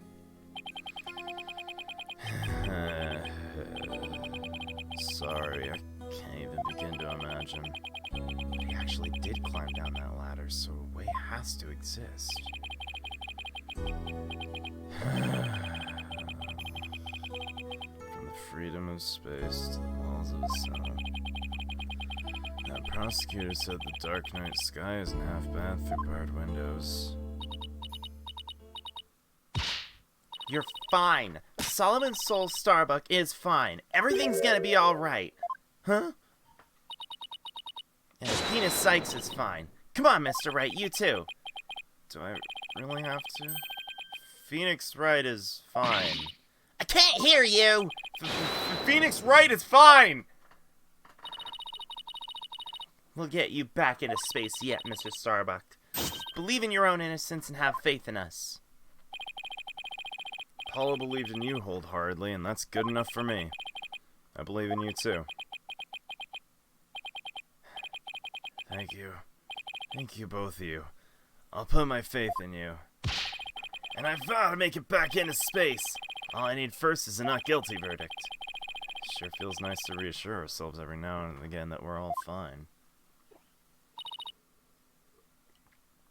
Okay, Mr. Wright. Let's get our investigation of the Space Center started. Pronto. Good idea. Let's go. It's investigation time. We got ourselves a space center. That looks like a weird goopy dude at the far right. I was wondering what kind of place the space center would be. Almost looks like an amusement park of the future. Yeah. Do you know they even let public see their rockets up close? Oh, so check it out. Look at how brightly the GYAXA logo JAXA. The JAXA logo shines in the sunlight above the entranceway. I really dig the stars and rocket motif it's got going. JAXA, huh? Isn't that the new name of the Federal Space R&D program? Yeah, but why that strange acronym? I mean, what is the GYA supposed to stand for? Galaxy? If it were that, and this whole thing would be something like Galaxy Exploration Agency, which, if you ask me, I'd have it abbreviated to GAXA or even GAEA. Guess so. Oh, I know. Maybe the person who came up with the name just really likes the letter Y. This exchange is beginning to feel oddly like deja vu. Anyway, this place is more than just a research facility. It's a tourist attraction. Tourist attraction? Don't make me laugh. It's a monument to the human race. Galactic scooter! Full speed ahead!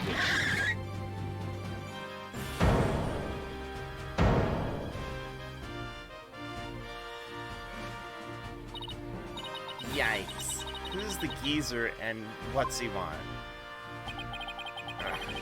Look upon me and look well. Behold the great power of space science. Pardon me, but you are... My glorious name is Yuri Cosmos. I'm the director of the Cosmos Space Center, the center of the cosmos. Boss, that was pretty groan-inducing. This person's the Space Center's director, and that means... So you were one of the first to discover Clay's body, weren't you?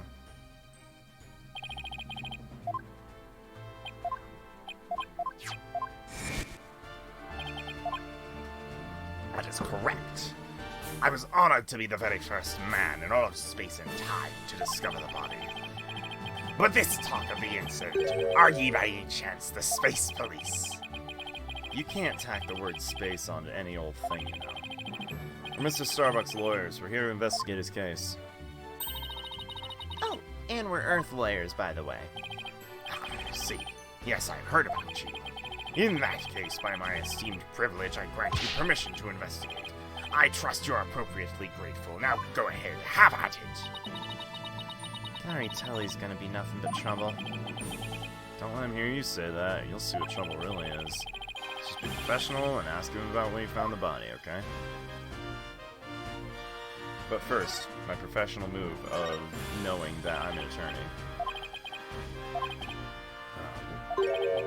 Looks like you didn't give a shit.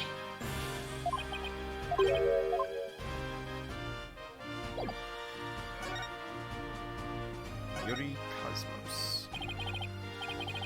So, as director, what do you do here at the Space Center specifically? Defend peace across the galaxy and promote space development in the country. No matter what obstacles stand in our way, we keep going for the sake of mankind. I believe I used the word specifically in my question. Attention all personnel, to your break stations. Prepare for a break. Oh, I get it.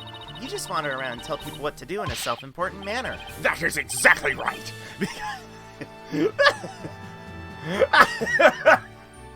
That seems like a setup to a dumb joke I would make. I'm an important man. He just straight up copped to it. Mr. Wright, this man doesn't get sarcasm. It's bound to be some people like that here in the boundlessness of space. Oh, what's that? You want to know what it is that makes me important specifically? Very well, I'll tell you. I was the central figure of the Hat One project. You may proceed to appropriately impressed. Now go ahead, have at it. I'd be more impressed if I knew what he did for it, specifically. Could you tell us what you know about the incidents from the other day? I refuse. Explaining is a job for common folk, not the director of the Center for Cosmos. My testimony, which will go down in space history, will be heard in the courtroom. What? So does that mean you'll be taking the stand tomorrow? That is correct.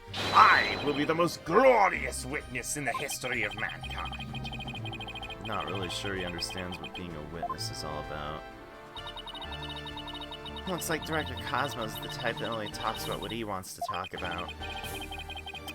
Let's at least try and ask him about the things he might be willing to open up about. The Hat One was a rocket that launched into space 7 years ago, correct? Despite numerous problems, it somehow made its way back home? I suppose it is a part of my job to educate ignorant young folk like you. Very well, I will impart to you the complete story of the Hat One project. Oh, thank you very much. Hat One's noble mission was to collect samples from an asteroid, and Mr. Starbuck was the pilot for that flight. Eventually, the Hat One reached its planned orbit. From where it launched the Hope probe towards the asteroid belt. From there, the Hope probe began its long, lonely journey into the far reaches of space. Then, after the terrifying struggle, the Hat One returned safely to Earth. That struggle was when the incident known as the Hat One miracle occurred, right? That was Athena's voice. Oops! Whoops. I can't believe Athena managed to pull that off. Correct. Indeed. And it truly was a miracle. Of course, just had to turn the ordeal into a movie. As for the Hoop probe, it did eventually arrive safely at its destination. It obtained a few samples from the asteroids and returned to Earth but a few days ago. So what kind of samples are they? What's in them? The samples are scheduled for analysis in the near future. We haven't had time since they just came back the day after the murder. The murder! Regrettably, we've had no time to inspect the samples due to everything that has occurred. But this puts our space development program ahead of other countries by several years. Guess this guy isn't just a loudmouth braggart after all. In the golden age of space development, our predecessors were successful in bringing a moon rock back. That is the greatest achievement in the history of the Space Center. The public fell in love with the space and all of its glorious potential. Moon rock, huh? Remember that being big. Our endeavors with the moon rock lie in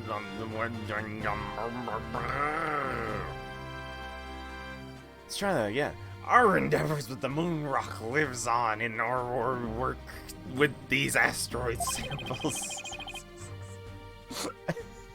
I fucking suck. Holy shit.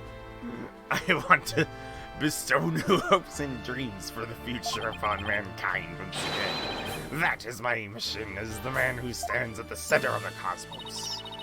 I heard there's lots of research into moon rocks and stardust from asteroids these days. They say the results could potentially have a huge impact on all of civilization. It's like we're in a new space race with every other country out there. What? Oh, bite your tongue. It's not for anything so base as money or politics. It's all for the brilliant future that awaits mankind, and all for my illustrious mission. With the recent budget, oh my god, stupid finances are tight, but I won't hear it. Guess even a space program's gonna watch his budget. Boy, howdy, do I want to stop talking to this man. I better brush up for the case. Is that so? I'll be on my way. I'm a very important busy man. Electric scooter engaged. I don't give a fuck. I don't like talking to this guy anymore. Things surprisingly fast. Guess we better go going too. Let's make it so. Make it so.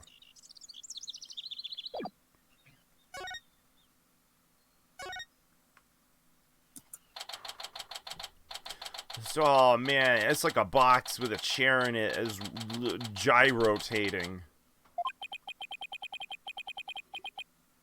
Pretty sure that's kind of actually a thing, but not quite to that extent.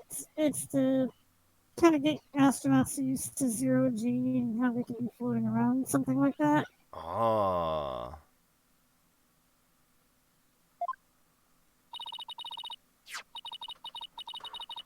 What's a seahorse in an aquarium gotta do with space? Do you think they think that there's gonna be space seahorses? Space horses? Right now we're in the main I mean, I'm building. pretty sure that's just a screen showing a pre-rendered video of fantasy space setting. Oh, I didn't think about that actually. You're probably right. The main building here on the right side of the 3rd floor. Claim Mr. Starbuck fled here from the launch pad 1 after the explosion. Mueller, no man's land without permission. Mr. Starbuck's lawyers, we come to investigate. Sorry, nobody gets in without permission. Not even the police superintendent. Can't have Detective Fulbright getting mad at me. Detective Fulbright's here. Yeah, in the launch pad. Go get clearance from him, then we'll talk. Leave it to me. I'm great at getting intel out of Detective Fulbright. Let's see, what trick should I use on him today? I don't know if I should be grateful or afraid. So, to get to the Launchpad 1 corridor, just have to go through that door with the blue rocket on it. Wait, that door. Looks awfully familiar. Good eye there, boss. That's the door Clay and Mr. Starbuck used during their escape from the launch pad. That explains it. Fingerprint system has been deactivated, so I think we can just pass through. Now, come on, let's go.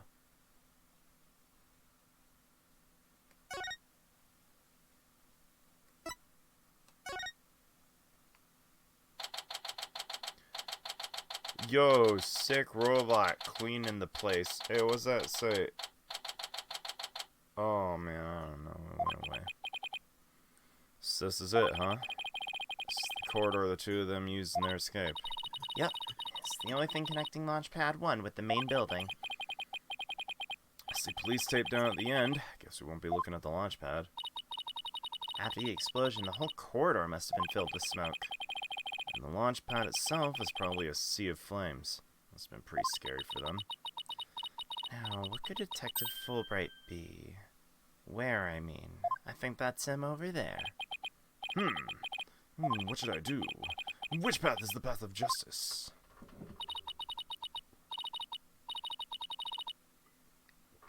Seems to be lost. It's funny, this corridor's a straight shot. Ah, it's you lawyer people! Welcome to the Space Center! Enjoying a relaxing day off, are you? Here for a little rocket sightseeing! Here to investigate the scene, same as you. Got any info, sure? Boss, if he acts all reluctant to give us information, we hit him with the whatever shall we do act. Sure, he'll fall for it. Got it? You trying to catch the unruly family dog here or something? Info on the case, huh? All right, I'll gladly share some with you. Huh? What just happened? Detectives and lawyers seeking truth and justice side by side. I like it. Just take whatever you want, you bandits. You info bandits. I'm in a generous mood today. I don't know, something weird about Detective Fulbright today. You need information, let's run with it. You say so.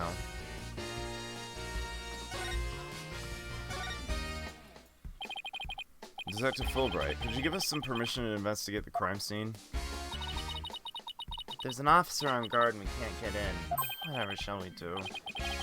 That's an easy one. I'll let them know go over and tell them over. Investigate to your heart's content. Take a week if you need, a month even. Shall I have some snacks delivered? One of my men gives a mean neck rub. No, that's okay. But thanks. Definitely not the Fulbright I know. Detective Fulbright's acting. I know some people like this guy, but I can't stand him. For real? I never liked him. I don't know why. I missed Gumshoe. I missed Emma. There were so many more opportunities. And then they brought this guy in. I'll take Gumshoe and Emma over this guy, but he's warmed up to me. Or I've warmed up to him. He's still a third, but in my opinion, he's a respectable third. Distant, but still respectable. You were at the space station at the time of the incidents, weren't you? That's right! I was here on security assignment. Police are required to secure rocket launches now? I didn't know that. Yes! Well, You know us, to serve and protect! Explosions occurred while I was on duty, so let me get my fucking Reese's! He's leaving out a lot of details, but okay. Just tell us more about what happened? Of course! A bomb went off the second floor of the main building! Right after that, one went off and over the launch pad of the launch pad! So I immediately instructed the visitors and the employees to evacuate the shelter. Shelter? There's an evacuation shelter in the basement of the Space Center. It's there for accidents and emergencies and the like. So where are you when the first bomb went off? I was on duty on the 4th floor. It was quite the madhouse, I tell you. The elevator wasn't working on account of the explosion. And the stairs on the 2nd floor were destroyed, so we couldn't get through that.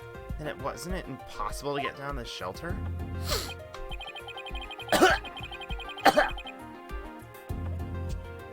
Oh dear. What's up?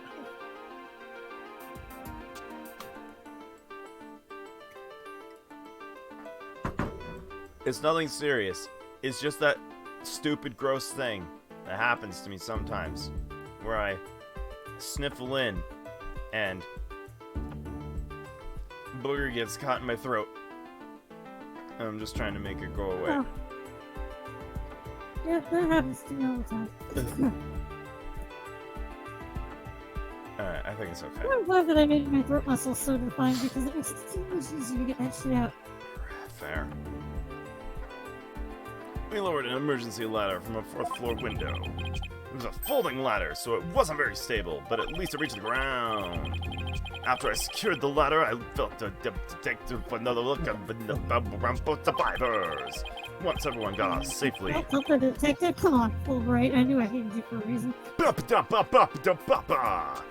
Once everyone else got out safely, made my way down too and headed to the shelter. Helter shelter. Climbing out an emergency ladder. Thanks, I need it. Thanks for your answer, detective. It was very helpful. Just a moment! I have some more information! But on top of us was okay. I meant Prosecutor Blackwell. Wow. Prosecutor Blackwell usually has you on a short leash, too. Well, never mind that. I thought you should know there was a witness. The witness. Tell us more about the witness. Sure thing! It was a game released at around 2016, 2017. I can't quite remember, but it was a puzzle game, kind of like Mr. Some Shit. When she was climbing down, she looked through the window in the 3rd floor lounge. She was looking into the crime scene from the outside? That's right! It's just a matter of chance she saw something important. Not that I know what she saw exactly yet, though. You don't? It's the most important thing of all. Don't you worry, I'll get around to interviewing her soon enough. She should still be somewhere here in the Space Center. You might even run into her. 4th floor employee, huh? Alright, thanks for the info. Gee, you sure are being cooperative, detective. A little too cooperative, even. Yeah, as well. Actually, something you can't talk about? Yeah, something like that. Anyway, never mind! Don't worry about me. Well, I'll be on my way now. What was that all about? Something's definitely going on. I'm gonna have to get it out of him next time I see him. Okay. Not so sure I'll talk about it, though. Well, we have permission to investigate now. Let's head back to the boarding lounge. Didn't go to boarding lounge.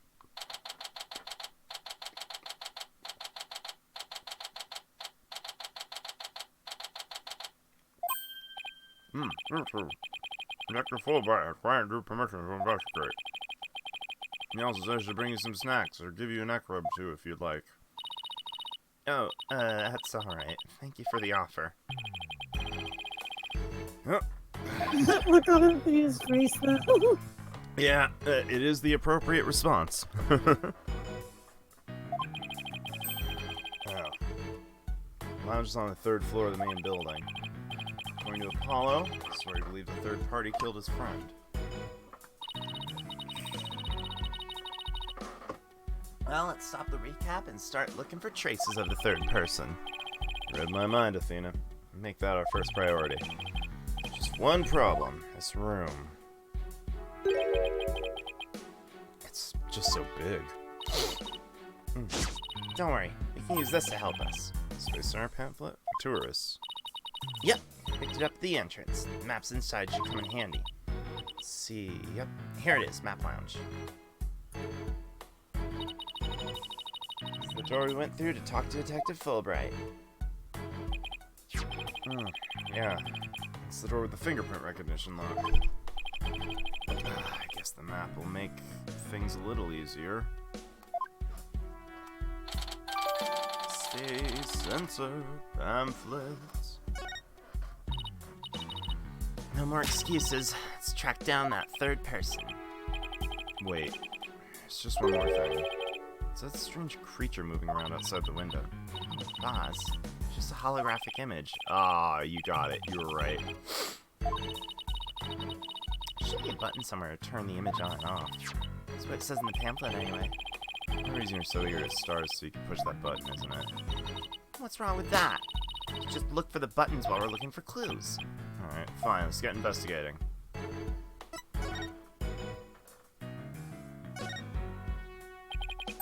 First glance, peaceful landscape, but then there's that creature. Didn't the Hope probe go to some planet? Maybe this is what the surface looked like. I don't know. I think it would have made the news if they discovered a creature like that. Did make quite a bit of news though when the probe came back. Yeah, the Hope probe didn't even go to the planet. It went to an asteroid. It's a big rock kind of thing. Even aliens can't live there. Oops, all dream shatters. Fun fact, that might not be true. Some people think there could be a way for microbes to flourish on asteroids. Tell me about this, actually. I'm down to hear about this while I'm investigating. Well, it's still very theoretical, but a lot of things like comets and larger asteroids can have liquid water inside them, and depending on the amount of radiation they get from the sun and how warm they are, they could allow for microscopic life forms to breathe. That makes sense. I guess that's just going off the basis that, you know, as long as any form of water it can exist, there's the possibility of something at the very least microscopic that can happen. It's also why people think that rogue planets can develop life forms under their frozen seas. Yeah, that makes sense. Isn't there like an entire lake of frozen in Mars? Like at the top of the bottom, one of the poles? Yeah, the polar ice caps. Yeah. One of the most interesting places in our universe for looking for life, though, I believe is the Saturn moon Europa, which is very Earth-like in its size, but is completely frozen with liquid water underneath the surface. It was frozen today. Damn, actually dead-ass liquid, Actually, it though. was frozen millions and billions of years ago, but that's without the point. No matter how I look at this, all I can think of is torture device. This is a training device for getting used to zero gravity. Uh-oh. Whoa. Hold it! Oh. Is she thinking about trying it out? I should try to stop her, but I'm afraid she'll just out-muscle me. Just fucking, like, imagine Athena judo throwing Phoenix. I mean, she's done it to those police officers. It's true. Some kind of fragment stuck tight. Oh, that's what the glint. The color looks familiar. I think it's part of an oxygen tank. I think you're right. If that's here, means Clank's tank ruptured after the Clank cranked in the bank, jank. means Clay's tank ruptured after they arrived at the boarding lounge. Prosecutor Blackwell's theory that Mr. Starbuck dropped Clay down the ladder must be wrong. This proves both the astronauts were alive when they reached the boarding lounge. So Apollo was right. See, the murder wasn't the launch pad. Way to go, Apollo. That's pretty importante. Yeah, well, that way in the back of your mind. Yes. 3 doors that lead out. Let's check. Drum roll. The Space Center pamphlet. We're here at this place that says Boarding Lounge 1. Here are 3 doors. Let's call them lefty, righty, and down. Oh, excuse me. So this says west, east, and south in a case like this, you know. Details, details. Look at the west door. That door with the rocket icon leads to Launch Pad 1. I know because it says here on the map, Launch Pad 1 corridor. So that's where we were with the detective. It's filled with smoke after the explosion. Right, next up, the right-hand side of the map, or east in your world. That's the door with the satellite dish icon to signify communication, aka the control room. Yep, definitely says control room. Looks like it has another door on the opposite side. Communicate and exchange info with rockets and probes in space from there. So, it's the center of the space station. The Space Center, if you will. Does everybody start to talk like Director Cosmo after they've been here a while? Seems like they built a new command center on the 6th floor. It's what they used for the Hat 2 mission, so this control room was empty at the time. Always wanted to see the inside of Mission Control, since we're here. I'd love to do that too, but doesn't look like we'll be able to. They want to keep curious kids like you out. Because the door's protected with fingerprint recognition. Only the director can go through. That much security, I'm definitely not the one they're looking to keep out of theater. So apparently, the lock's also hooked up to a backup generator in case of emergencies. Okay, we got ourselves a Disney door. What about the last door? This lower door, oh, excuse me, I mean south door, leads to the elevators. This is the door we came through when we entered the room, right? Yep. And, of course, there was no fingerprint recognition device, so it's open to anyone. The elevators weren't working at the time due to the explosion. Well, that's about it for the 3 muscadors of the boarding lounge. Thanks. Understanding the layout of the lounge should help us understand the case. That's why I thought we'd better have a good grasp in case. Fuck. Why my brain... Also, Athena, you're fired for that pun. Nah. Oh god, I guess that kind of was a pun, huh? So it begins.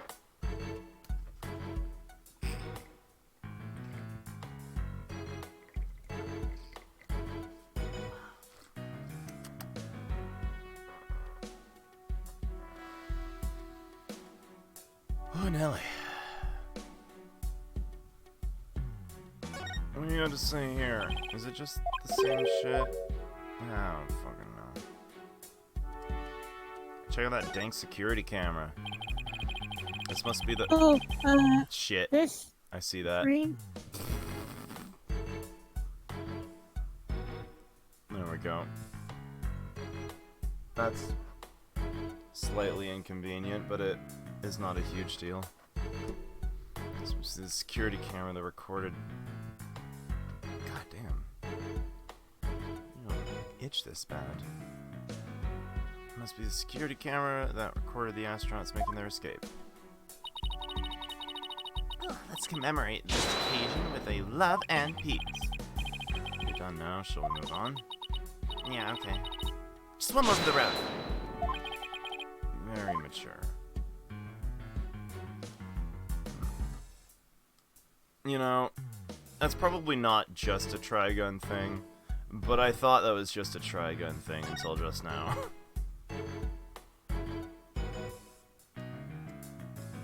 What is this? Is that a moon playground? Walk on the surface of the moon, it says. Oh boy, I wanna try it. Gravity is weak on the moon, so I bet I could do some mid-air somersaults. Still on Earth, remember? Besides, it's connected to the ceiling. It's like a jump really high. There's a sign on the wall that very clearly says don't jump too high. Then what good is this thing? Didn't it say in the beginning, walk on the surface of the moon? You bozo. You silly cutie, you. Yo, check out these grills. Got more grills than Nelly. See something shiny down there. Let's take this cover off, then. What you doing? Getting all up in that grill. Come on, man. That's no metal jelly bean. That's a bullet. Wow, 2 to 3 millimeters. Man, you really grilled it hard, didn't you? Just realized that was 2 of them, huh?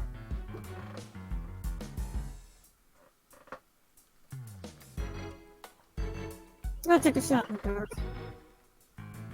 Did you motherfucker?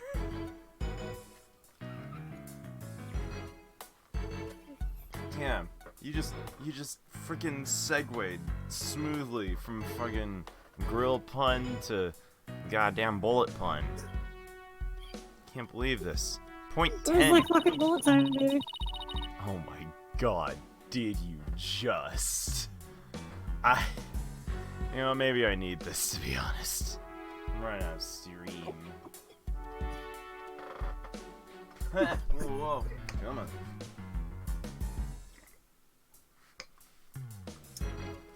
Now be sure to rifle through that very carefully.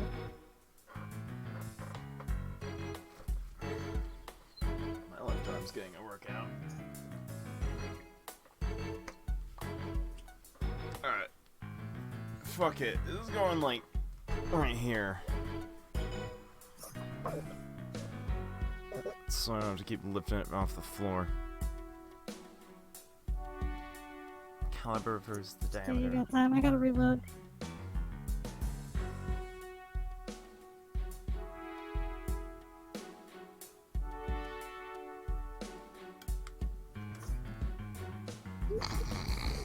That is the face of a defeated man, and I love it.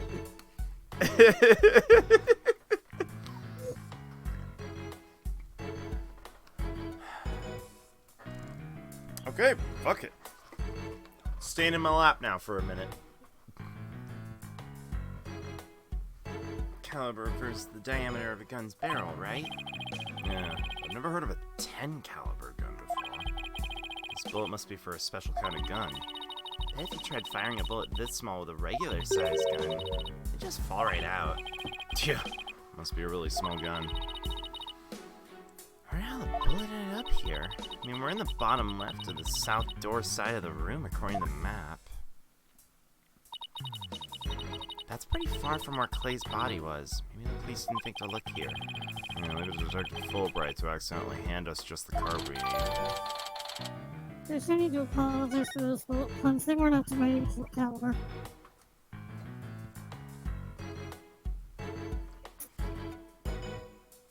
Yeah, I was quick on that one. I could tell you were building up to something. I was trying to wait so that it didn't seem like it was too opportune. Because it was right there. It was right fucking there. Listen. I don't know if waiting until it seems like it's too opportune would ever work. Because if you wait for too long, then I just will forget what you're talking about and not get it. But literally everything that's too long is just not... I can tell. I don't even know if that's possible to thread that particular needle. Either way, I think I'm done with the puns for now. I don't think I've got anything else in terms of bullets or guns. Yeah. I just don't got the ammo. Oh!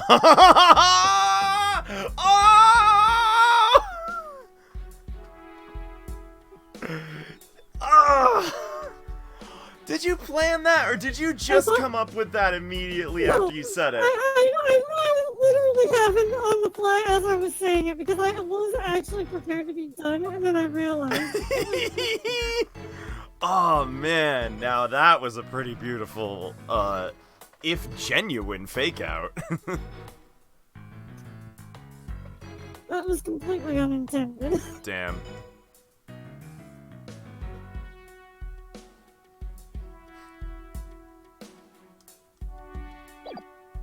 You might say it misfired, but you scored a hit anyway.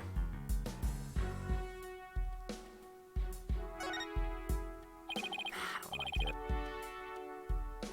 That one kind of missed the mark.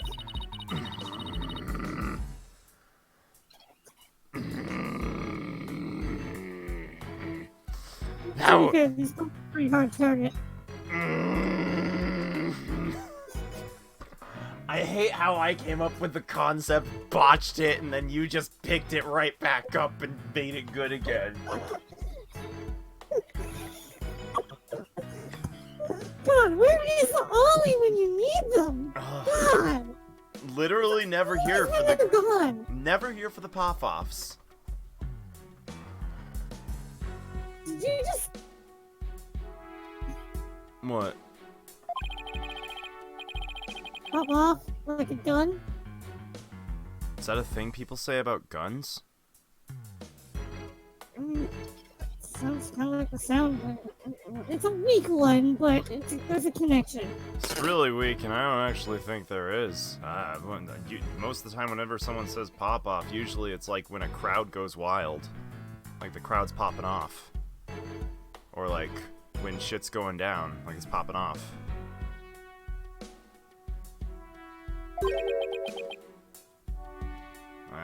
Yeah, whatever. That said, you did just make me think of a thing I haven't thought of in a long time, and that is like those... I've literally never seen one in person, but I saw it in like an old cartoon where it's like a rifle, right? And the rifle literally just has a cork in the barrel, and you shoot it, and the cork pops out, and it's on a string. Oh, that's like a real thing. Okay. But yeah, it's like that's the first. I haven't had that image in my head in like forever.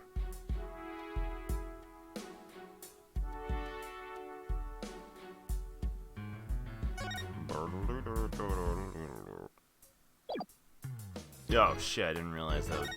I was expecting dialogues. I'm honestly very surprised. I would have thought at this point you would have told me to put work in it.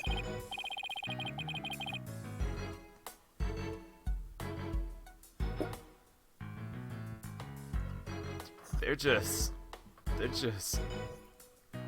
coming. This is going.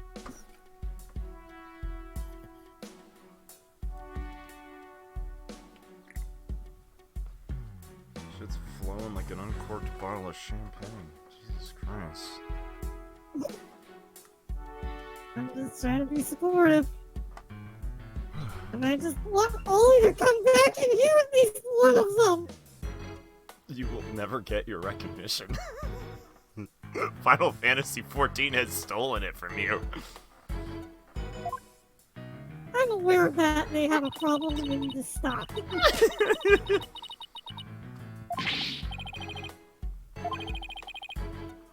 Get your prints all over that, and next thing you know, you'll be named a suspect. You can be so cruel to a little girl like me. I'm not buying those tears, Missy. Damn. Can't believe Athena just went to handprint herself by accident.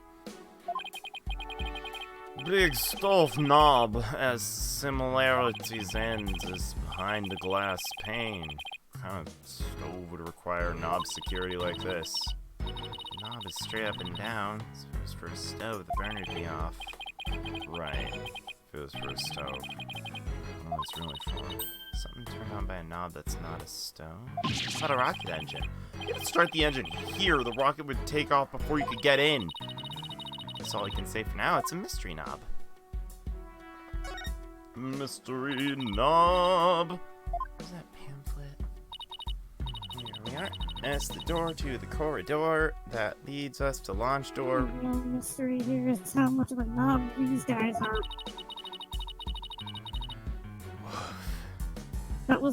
that wasn't meant to be a pun. I'm serious about these guys just being knobs sometimes.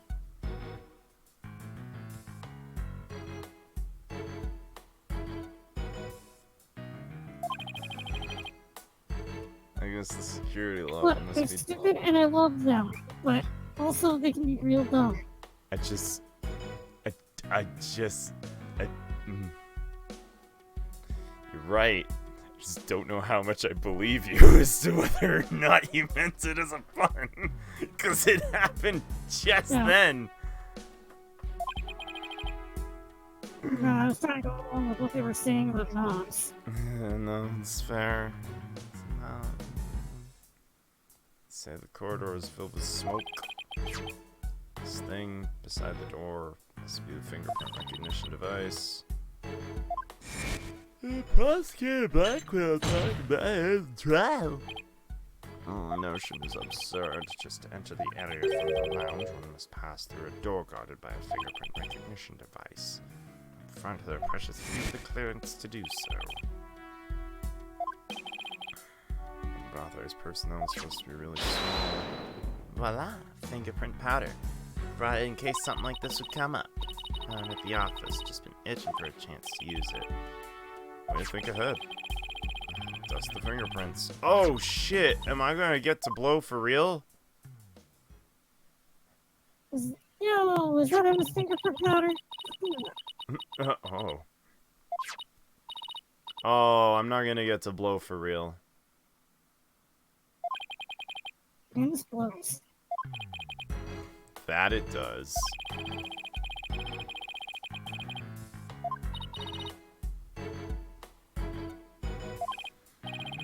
Detective Fulbright had fingerprint data and security footage of this door, too.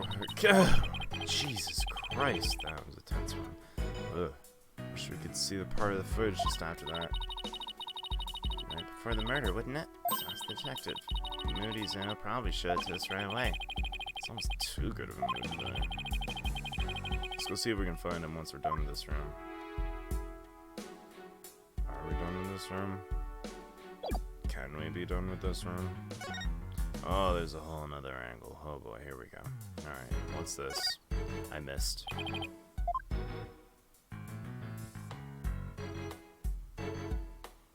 Hang on. Oh, thanks. Analog means nothing, I guess.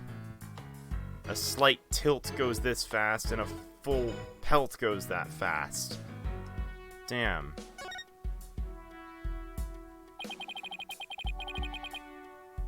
Some kind of panel with two buttons on Does it. Captain Stack not work?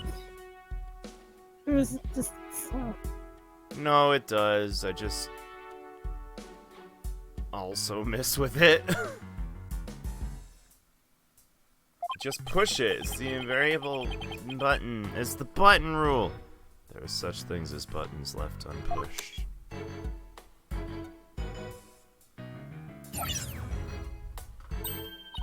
Hey, giant holograph image disappeared. It's to stop trying to push Phoenix's buttons because he's getting mad. Oh, hey, oh.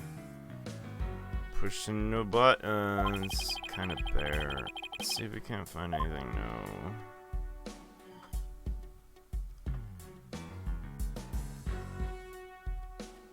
Check, check, check, check. Check, check, check, check, check, check. Yo, put me in one of those pods. They're like oxygen capsules for recovery after a training session. Damn. What, do they just pump fresh Now air? this is pod racing. Oh my god.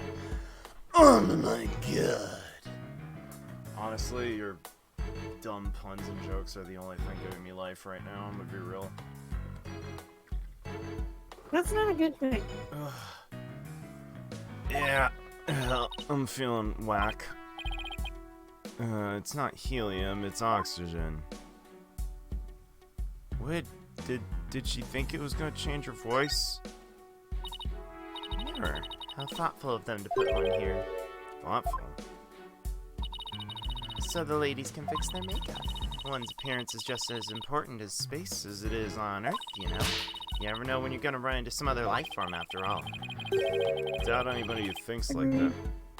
What? I said agreed. Yeah.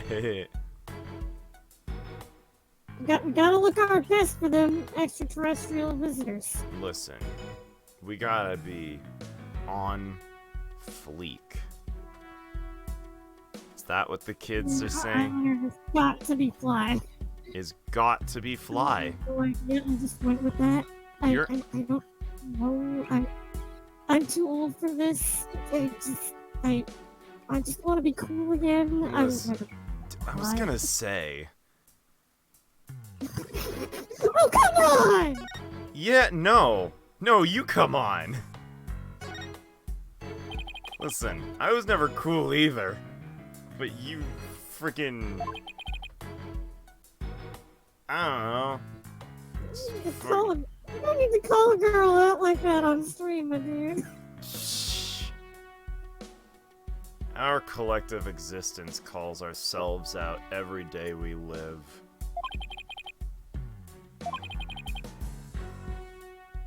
Alright, Mr. Negativity. I come up with the best ideas at times like these. Wait, what did Phoenix just say? At least this, when the holographic screen is completely black, which for some reason makes me think of losing an argument to Professor Blackwell in court. But at least it's got my brain revved up. I come up with the best idea. Fucking Phoenix, you know who else isn't cool? Fucking Phoenix. Yeah, but Phoenix has always been into this, and we love him for it. It's true. And who says people can't love either of us for being a dweeb, huh? You ever think of that? Pretty much the rest of society. Oh, the rest of society can go fuck itself. I don't care. Clearly you do. Speaking of the rest of society, I don't know what I'm doing. Check your notes, dude. You got a notepad.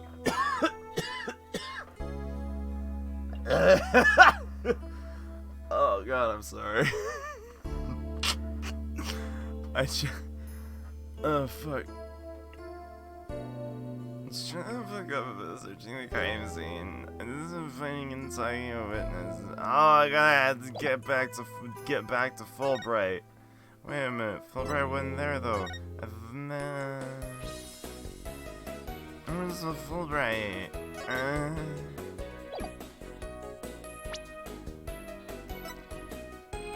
I need to find Fulbright. I wanna move.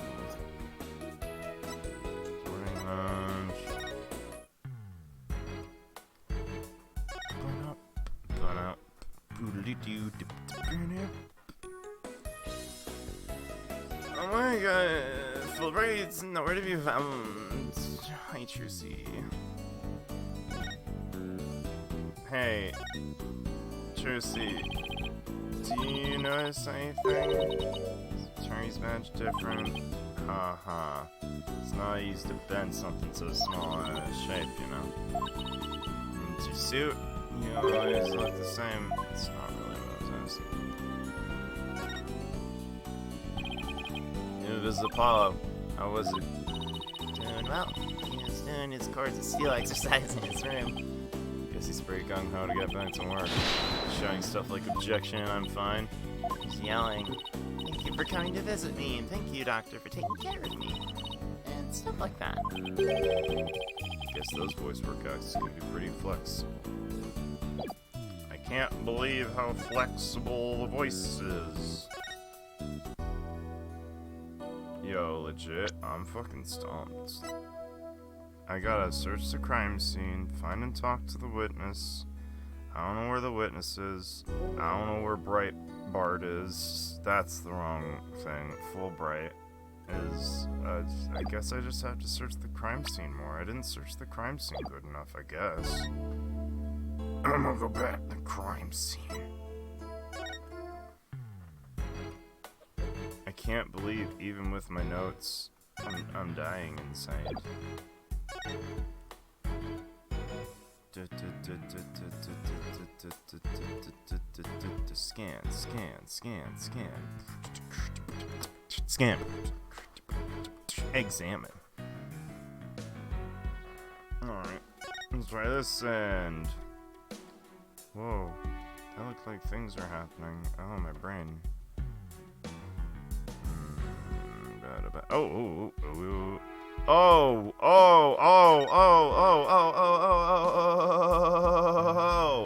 What the fuck is this? Damn. Looks like Spider-Man was there. Oh, that's a bullet hole.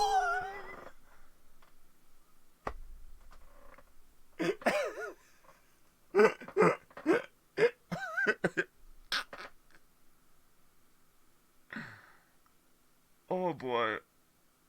Oh, what a world, what a world. Great find, Athena. Are you gonna be okay? I don't know. I'm scared.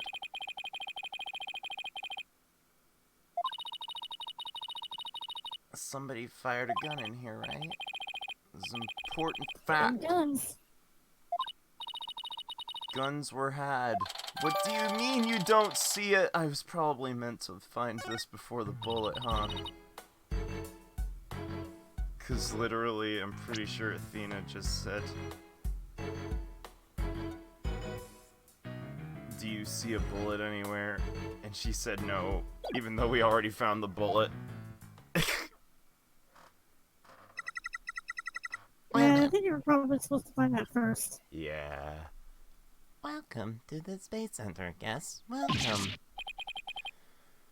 What in the world? My name is Ponko. P-O-N-C-O. Ponko. Are you I love sexy? this little robot. I know. She's so adorable. I Are love you her. looking around? Choose one. I will guide you. Why is the robot got robotics? I am not a robot. I am Ponko. Psychological observation and navigation companion. P-O-N-C-O. Ponko. I'm glad we got that cleared up. Oh, Ponko, I missed you. Huh? Do you know this thing? Oh, she, showed us around the last time when I came to her with Apollo. Oh, you're such a good girl, Ponko. It's a good girl. Oh, thank you very much. I'm so happy, so very happy. I love that animation. Things are good. Of Athena, like, combing through her hair. That's pretty cool. My name's Phoenix Wright. Nice to meet you. I don't know you. I don't know you. Huh? Ouch. I'm hurt. Oh, she has to register people she meets for the first time. Please register in Ponko. Certainly. Commencing God's registration. Please tell me your name. A nickname is fine too. His name is Phoenix. Bit overly familiar, but I'll allow it. Phoenix, please let me get a good look at your face. Oh, sure. Registering. Facial recognition sequence complete. We are now officially friends. Nice to meet you, Phoenix. Oh, that's pretty cute. You made a friend, boss. Isn't it great? Phoenix, Athena, allow me to guide you right this way. Goody, let's go, boss. Go where?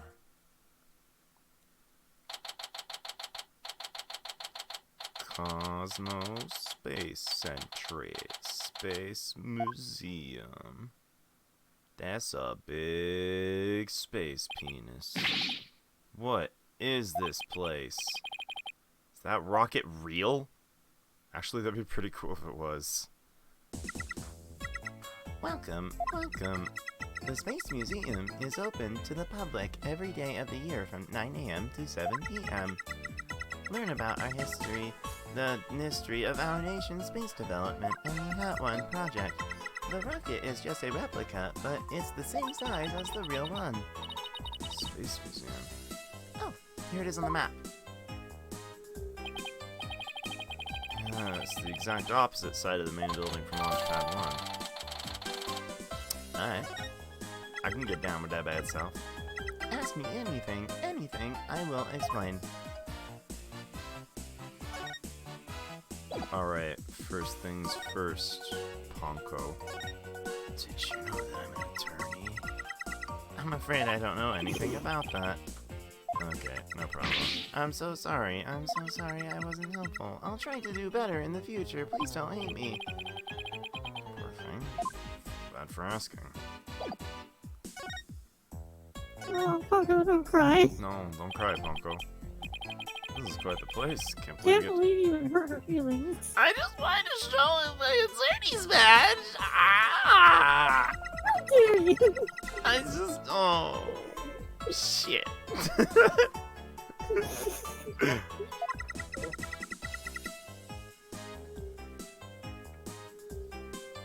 Exactly like the real hat one, inside and out. That's exactly the way. Still, brother, the hat too was supposed to launch the other day. Red Ponko knows when the launch was cancelled. Over there is an exhibit about the launch 7 years ago. Check it out, check it out. Spacesuits, photos, newspaper articles. I'd like to come here again on a day off. Is this a photo of?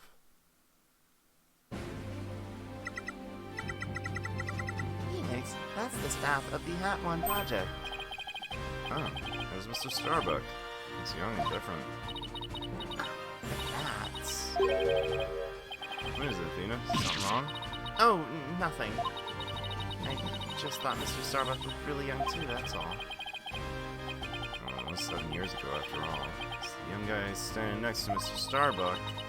It's Clay Taryn, the victim. It's the mentor and protege even way back then.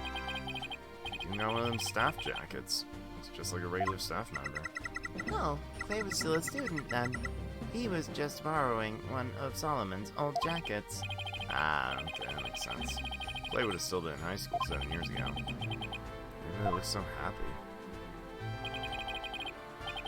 Space Museum's great. Fantastic exhibits. This area used to be Launchpad 2. That's why the only entrance is on the 3rd floor. It'd be better if they just made a new ground floor entrance instead. There was talk of it, but they had to scrap their plans because of the budget cuts. Budget cuts, budget cuts, we need more money. You wouldn't record that kind of information to a guide robot. While it was in space, the Hat launched a probe called Hope. The Hope probe collected some samples from an asteroid returned 5 days ago. That's what Director Cosmos said too. Unless it came back the day before Clay was killed. And here it is, the Hope space probe. I've seen that logo somewhere before. Let's see. Oh yeah, the capsule the victim is carrying. Yeah, the same logo. You can see in the photo attached to her autopsy report. Maybe she'll give me some more info if I show it to her. I will show her this autopsy report. Ponko, do you recognize the capsule here in the top right? Checking registry data. I know. It's the Hope capsule. It was carried inside the Hope probe. Contained the asteroid samples, right? Yes, it was designed to store the samples gathered by the Hope probe. It's been stored in the safe in Launchpad 1 ever since it returned to Earth. It must not be removed! It must not be removed! Don't worry, Ponko. The people in charge already know what happened. They do. I must ask them later. Capsule is being kept in Launchpad 1, huh? He was trying to carry it to safety after the explosion. Space Center staff must really be excited to finally get the capsule back. It's a pity this incident occurred before they get the chance to check it. The police took it as evidence, so they'll have to wait a little longer. Hope capsule.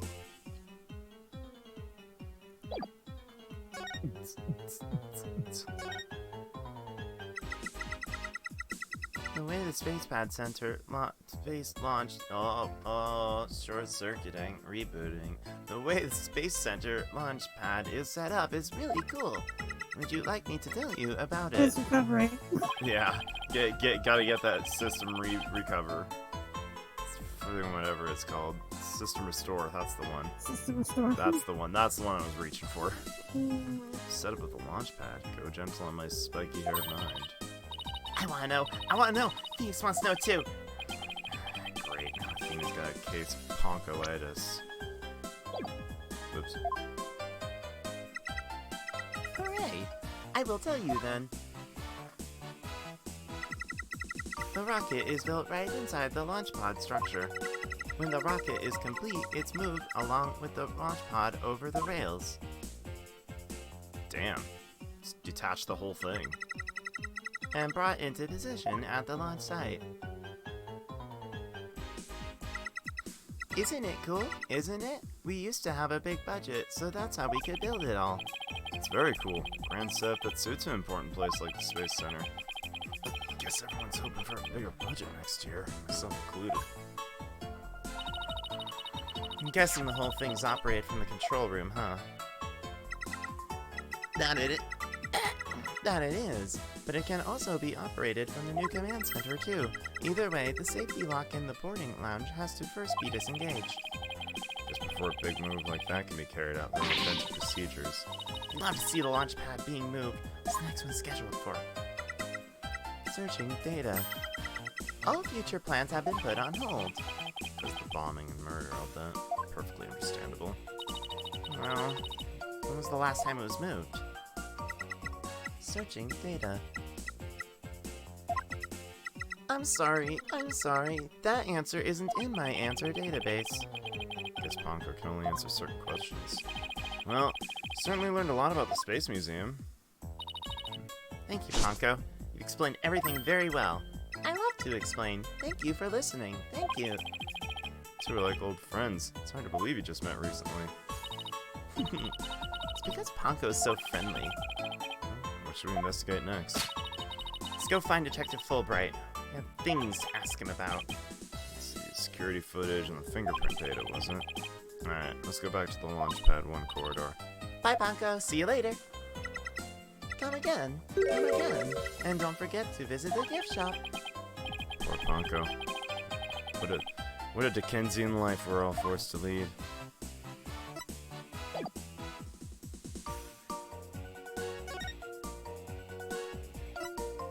Looks like it's back to the corridor. Ponko's cool. I like Ponko. She is adorable, and I love her. I don't like how easy it is to make her cry. It makes me feel bad.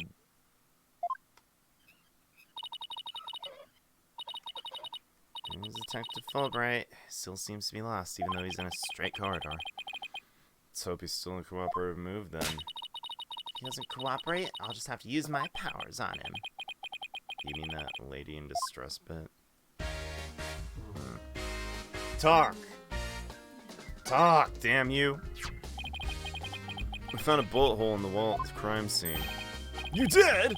Our team found that too! It's Detective Arm who fired that bullet. Detective Arm? That's right! A warning shot for the defendant! Is it really such a high-threat situation she needed to do that? I'm afraid I don't know the details. What would Detective Arm go on and all? There were two people who discovered the crime scene together. We already know Director Cosmo will testify. So tomorrow will be about what he knows. Hey, you're pretty smart! That's exactly what we were planning to serve as the main course. Hope it goes down easy.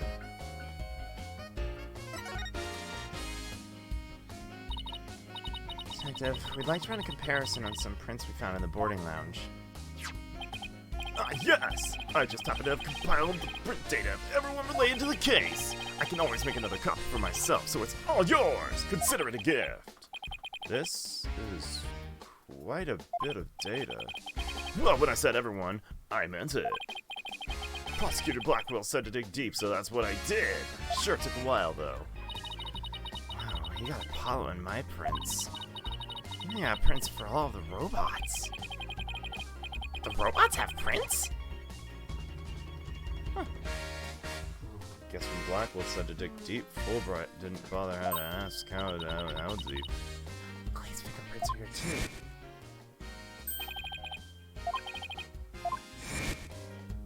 Of course.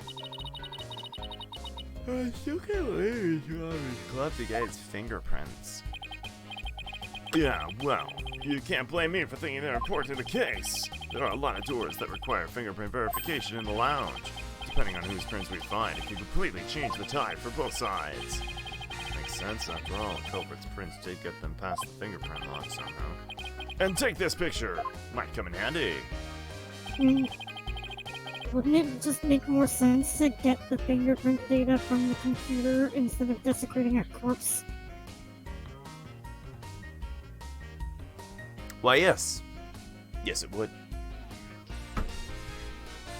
Fulbright's being bought off.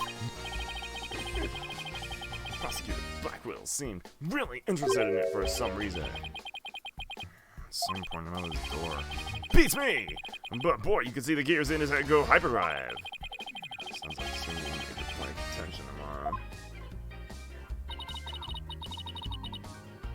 Don't forget about the print comparison, boss. Right, Detective Fulbright, you think you could run the test for us right now?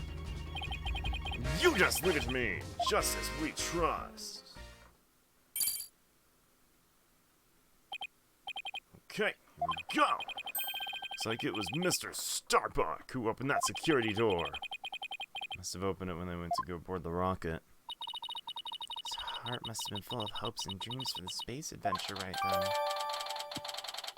Space!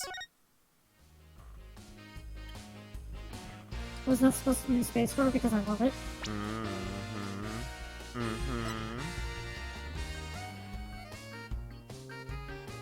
So much space. You can see it all. Yeah, I'd get around to finishing Portal 2 at some point. It's so good. The funny part is I've finished the 2-player portion of it, and I've finished Portal 1. I just haven't gotten around to finishing the single-player version of Portal 2.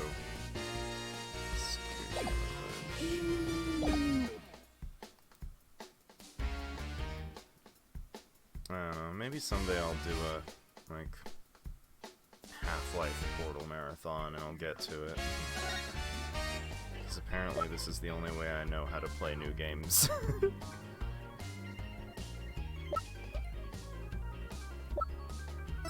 Instead of playing the same ones over and over again.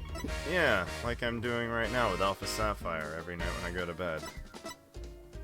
Or constantly playing Final Fantasy VIII. Or constantly playing fucking Civ 5 or some shit, I don't know. Look at my most recently played on Steam and find out whatever the hell I'm done actually. I mean, I don't really care. Look at the security cam video, Fulbright. Detective, how the security footage was taken with Boreon. Oh boy. Sonic and All-Star Racing Transform. Yeah, that's a good one. Although, to be fair, that one was kind of new until it wasn't. To me, anyways. Go ahead and ask me anything you'd like about it. Is there any way I could see a little more of the part just after this? Yes, bye. Glad to show you. Here we go. Or like Smash Bros. Oh. Screen went blank. Apparently, the after effects of the explosion damaged the wires. There's no footage after this point. Say something in the beginning.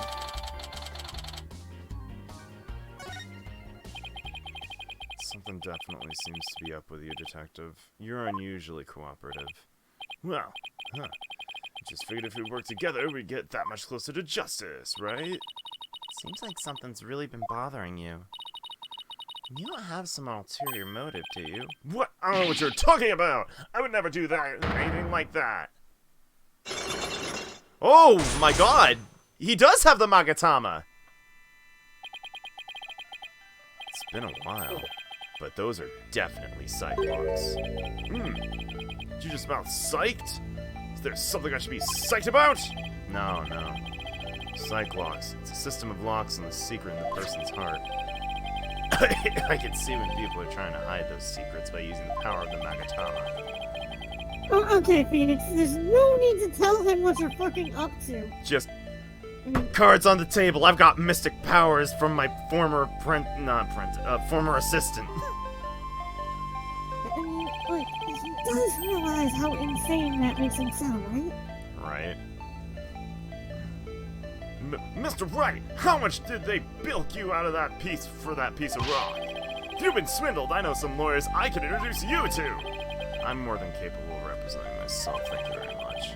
And some kind of fraud. It really works. Friend gave it to me a long time ago. Guess seeing is believing. Allow me to show you.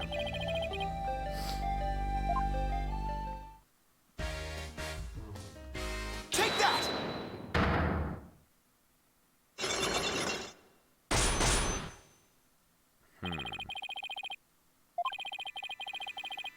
I think you're hiding something, Detective, so why don't you just tell us? What to do? It's the House of Justice. Detective Fulbright is really in agony. But the issue's so torn up over is justice. I really understand what's been bothering you, Detective. I truly do. Something happened that goes against your principles, isn't that right? No! I don't know what you're talking about! Until the explosions occurred, everything was just fine! Is that a fact? Yup! Peaceful as peaceful can be! Everyone whistling a happy tune as they did their job. Never saw a more relaxed guard detail for a routine rocket check. The guard detail is relaxed as you claim to be as long as this exists.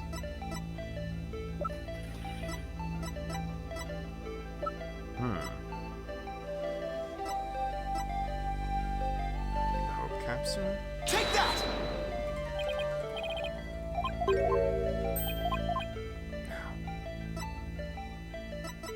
Knife, perhaps? Take that! Oh, I think it was the bullet hole. Oh, okay. Because he claimed that, arm. Right. Okay, I misinterpreted it to, like, I thought he meant. Take that! Oh, nope. I thought he meant before the incident. You know, well, at least you don't lose health now. It's true, thank God. I mean, I'll go for the bullet instead. Take that!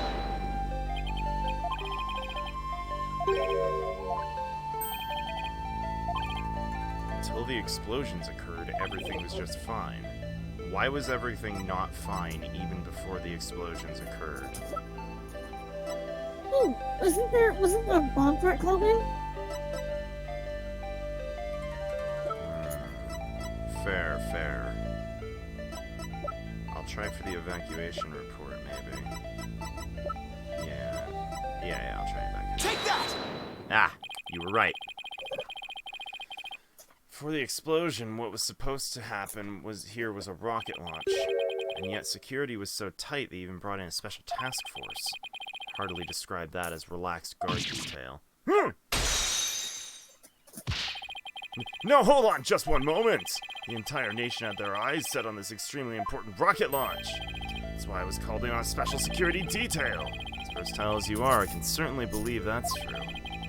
I'd say it's very strange this person would be a part of that detail from the outset.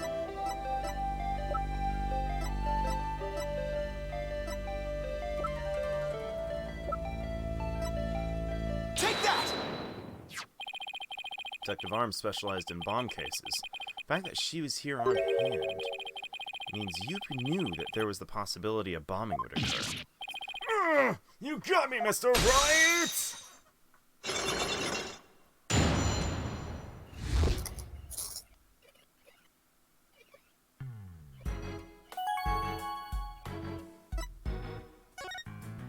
I happen to like this animation of him doing his little finger thing.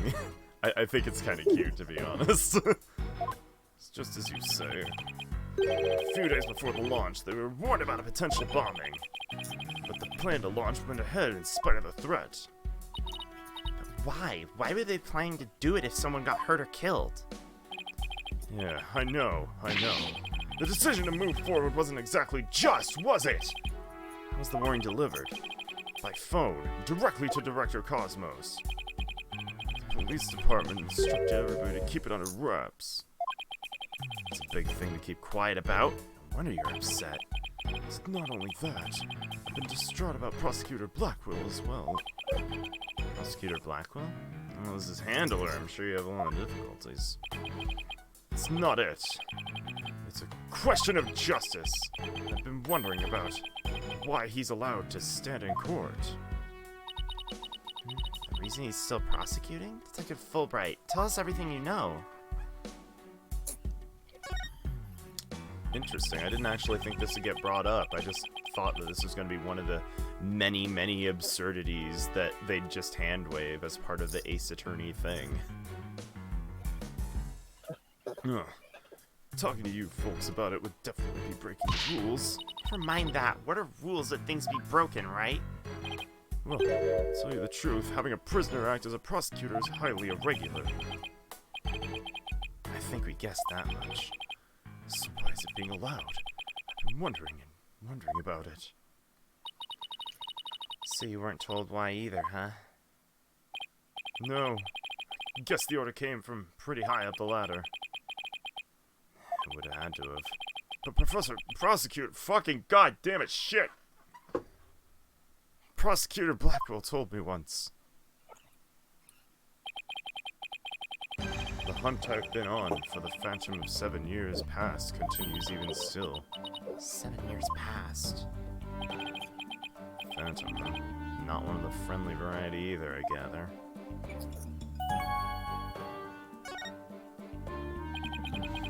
This Phantom of 7 years past, any idea who or what he's talking about? Not a clue. But he seemed to think that this Phantom is behind the whole incident somehow. Wait a minute. He thinks they may be connected to this case? Yup! This case has way too many similarities to what happened 7 years ago. For starters, that case happened right here at this very space center too. And in both instances, a threat was issued via telephone. That's why Prosecutor Blackwell thinks this incident could be the work of the Phantom. Well, that's not the entire reason. I mean, if you want to talk about 7 years ago... That's when Prosecutor Blackwell was found guilty of murder. That messy case is what started the whole dark age of the law. So you see how his Phantom and Prosecutor Blackwell's convention might be related. Yeah, I can see why you'd think that. Since the Phantom touch of Blackwell's past, it's almost inconceivable they'd come to a head here. This might sound crazy, but Prosecutor Blackwell can't possibly believe Mr. Starbuck's this phantom person, right? I mean, he was acting kind of strange during the last trial and all. Silence!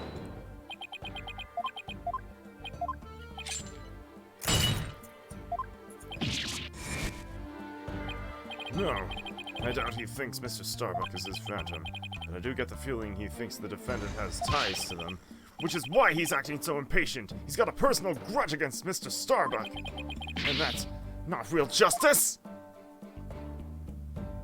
I've always trusted in Prosecutor Blackwell's judgment until now, but this time, I'm just so overwrought about it all.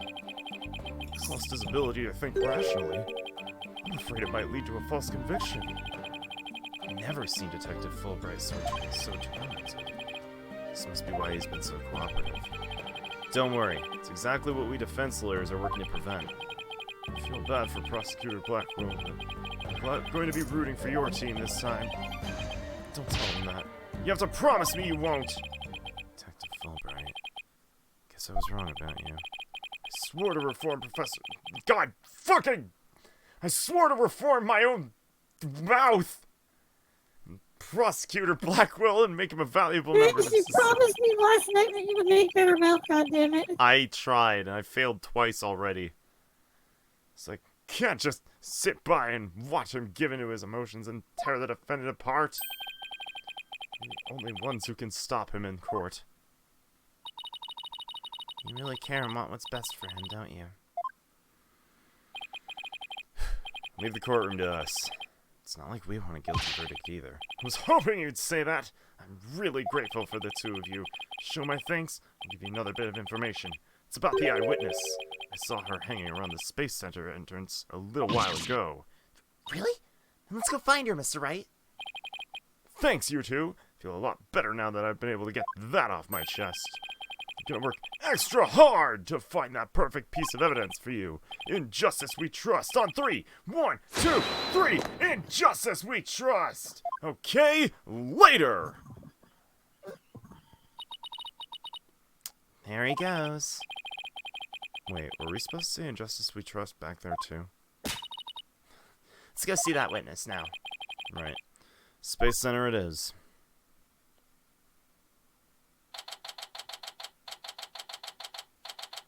Cosmos Space Center. Entrance. Witness must be around here somewhere. No. Hello, hello. Uh-oh. Don't tell me the witness is a robot. Hello, come over here. Hello, hello. Are you sightseeing? Are you lost? Are you... I'm Klonko. Shall I guide you? Guide you? I don't know why, but this robot's kind of freaking me out. Hey, you're not supposed to be wandering around. Ooh. Hey, you were in the picture. Again? Had it with you, hunk of junk. Go! I'm outside. Am I wandering? When did that happen? Okay, welcome back, Uncle Junk. You know how close you came. Snap out of it. I was gonna put you on the curb on trash day. It works better than a 42.5-degree karate chop. That's pretty specific. Excuse me, but are you the one that witnessed the murder? Oh, I'm Phoenix Wright, lead attorney for this case. How do you do? Big shot lawyer, huh? I'm Aura Blackwell. Whoa!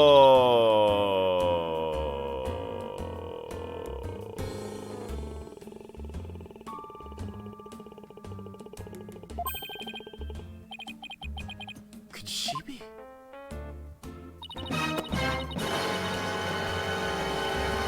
Damn.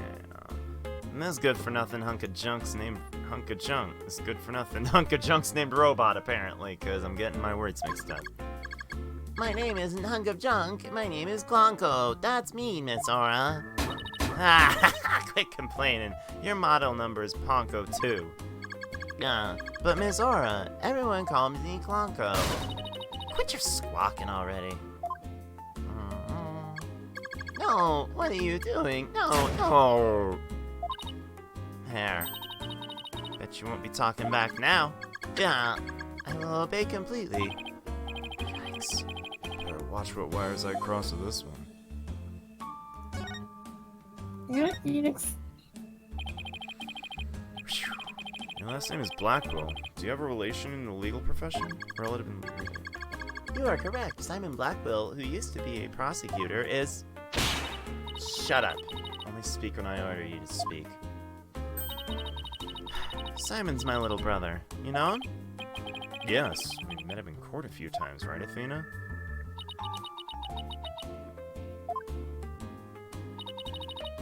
Dull creature. Has her switch been turned off? Athena being shy? This is new. Oh yeah, heard he was prosecuting again despite being a prisoner.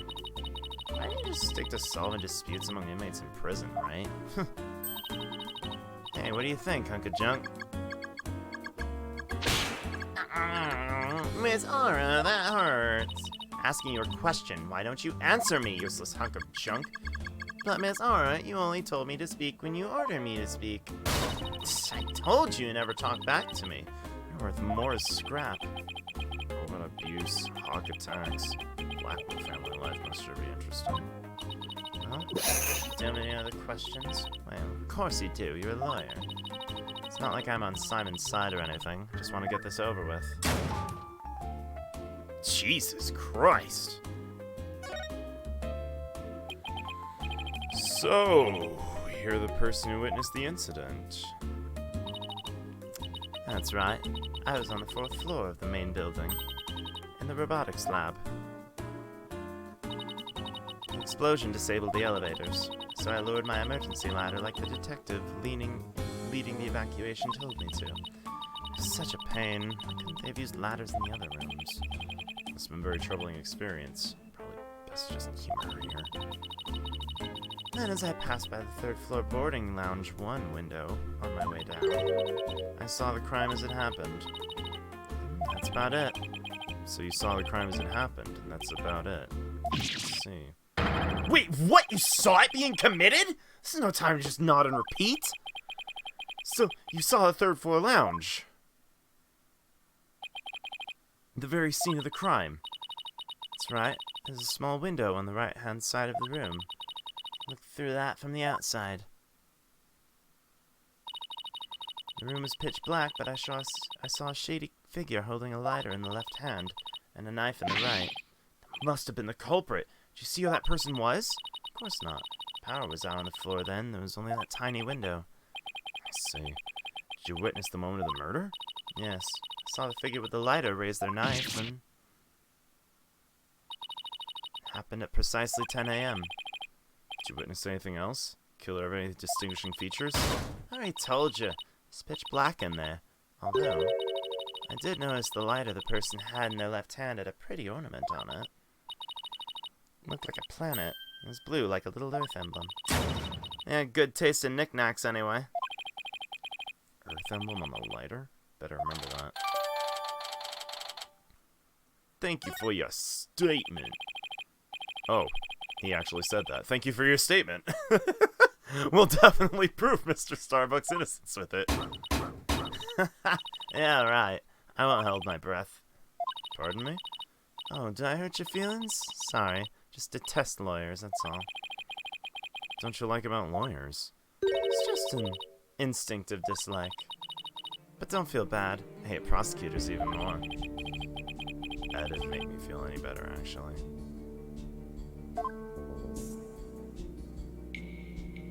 This is an interesting track coming in here. Why do you hate lawyers so much? Little thing from my past. The whole legal system is meaningless in the first place. I certainly don't agree. I mean, people aren't perfect. They lie, they're influenced by silly emotions. Can't expect such imperfect creatures to uphold a reasonable system of law.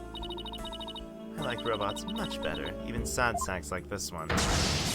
Hey, you, look alive there!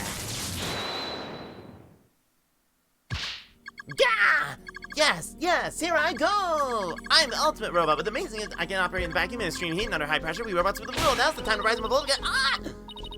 It's enough out of you. You're getting a little too carried away.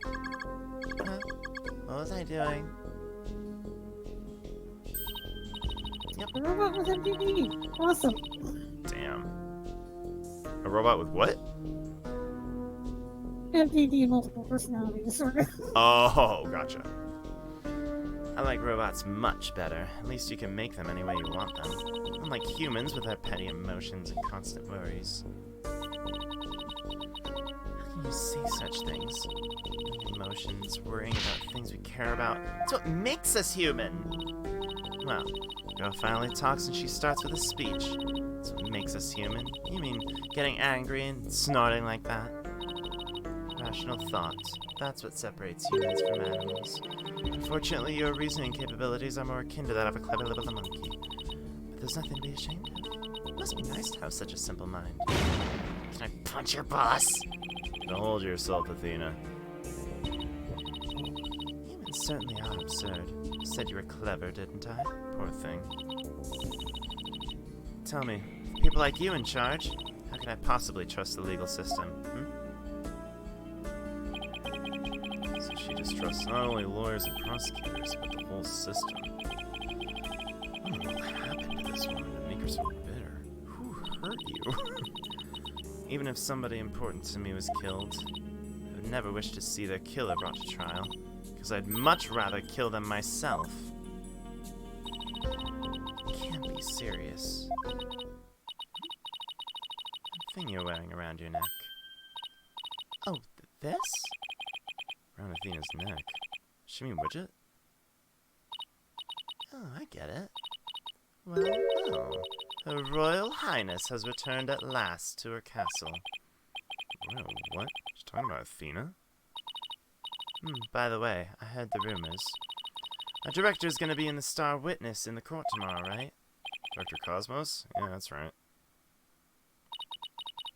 You poor things. You'd better be careful. That old man's a big liar and a huge braggart. Huh? Might seem like a bigwig, but the center has all kinds of problems. He has a lot of skeletons in his closet. But it's your problem, so why should I care? What, that's it? No friendly tips, no good luck, guys? Just splendid. I'll leave you to your woes. Come on, hunk of junk.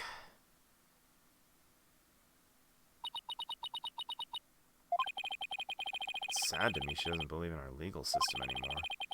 She must have had a very bad experience to make her feel that way. You alright, Athena? You seem down. Just can't believe she said all those things! Wow, she's really upset. She been trying not to show all the time? I guess it's not all that surprising. Heard about fabricated evidence and false indictments on the news all the time. You mean that whole Dark Age of the Law nonsense? I'm so sick of hearing it. All we can do is believe in what we're doing. Yeah. You're right, boss. I agree. It's time we went back to see Mr. Starbuck. Good idea. You should tell him about the bullet and Miss Blackwell's statement. Right then, next stop, detention center.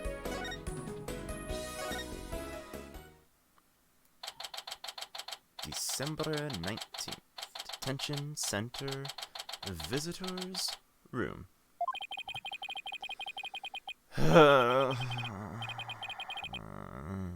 Lawyers are here. Must be bad news.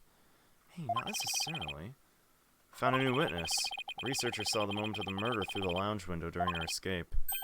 Really? So they're gonna let me go? Unfortunately, it was dark and she couldn't identify the person. I should have known. Stars are never aligned just right. Me too. But we got a lead too, Mr. Starbuck. The murder had a lighter with an Earth emblem on it. A lighter with an Earth emblem? Oh! Oh! Do you remember something?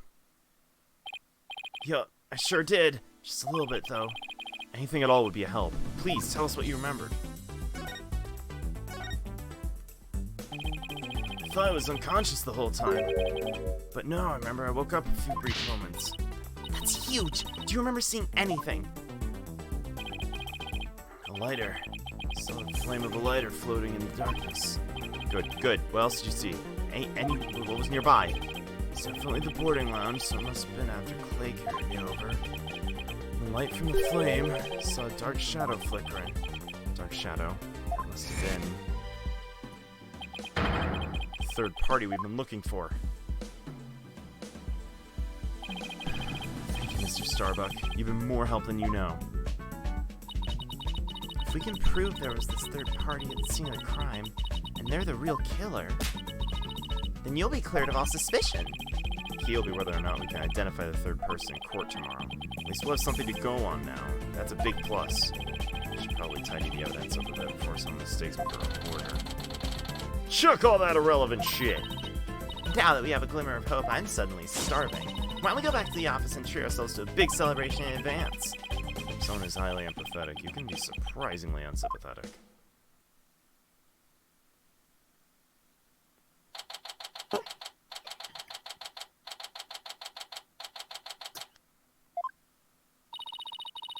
So you found your strategy for tomorrow's trial, huh? Good for you, Daddy. That's one step forward, anyway. Hopefully it'll give us a fighting chance in court. As long as we can find out who this third person is. Now let's get something to eat. I'm starving. My vote's for Eldune's noodles. Oh! Apollo!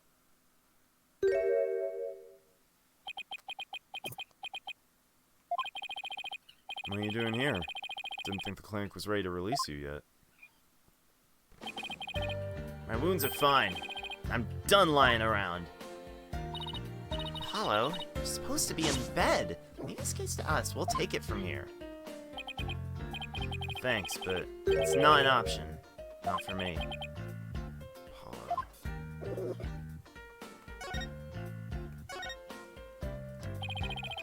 You shouldn't underestimate your injuries, Apollo. I don't want you overdoing it.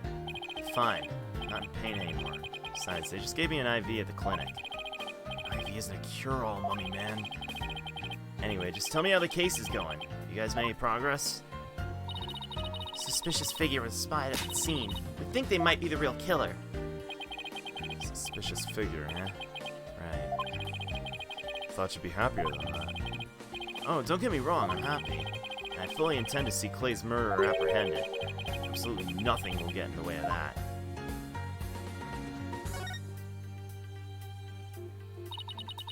Clay was your best friend, right, Apollo? That's right. Best friends since junior high. Sounds like me and Junie. So's Clay like. Well, he's full of compassion and energy. And a really loud voice. The two of you did voice training together now. I bet you break a few windows.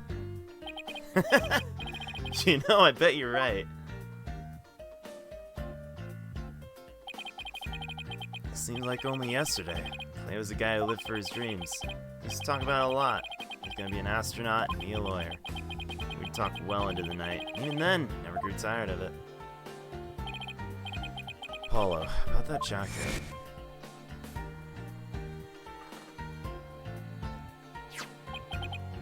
Oh, it's Clay's. I knew it. It's a special jacket that was only issued to members of the Hat Project. He was finally able to get one of his own once he was selected for the Hat 2 mission. He always looked so proud wearing it. But just when his dream was finally coming true, I still can't believe it. Damn it, it's not fair!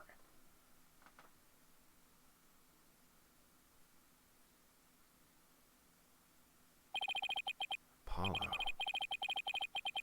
I hope you don't try and carry this burden on your own. Guess we were both unlucky. My own debut was a disaster. Guess you're right on some level. That trial a year and a half ago wasn't exactly the smoothest of starts. It was a rough time for me, but Clay refused to let me quit. You're fine, he'd say. Don't give up. It was right during his screening exams, too.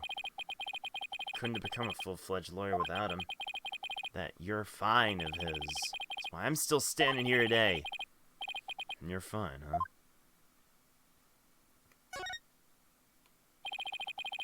You're fine, and I'm fine. Like your catchphrases, weren't they?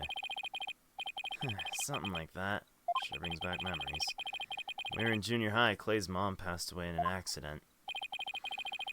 But he wouldn't show his sadness to anyone. One night, I found him crying all alone in the school courtyard. Oh, shit. Don't come over here. Clay, listen to me. I don't have a mother either.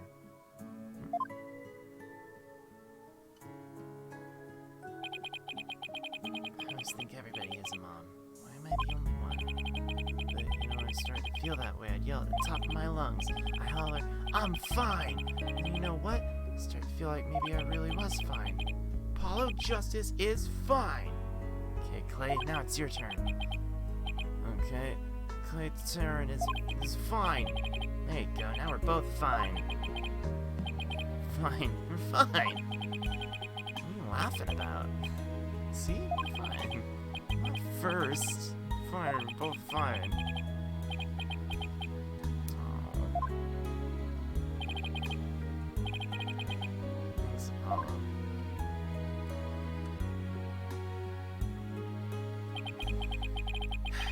You say it out loud. Well, it starts to feel real. As long as you don't give up, and keep on fighting. That's what we believed. As long as you don't give up. There's someone else who said something similar.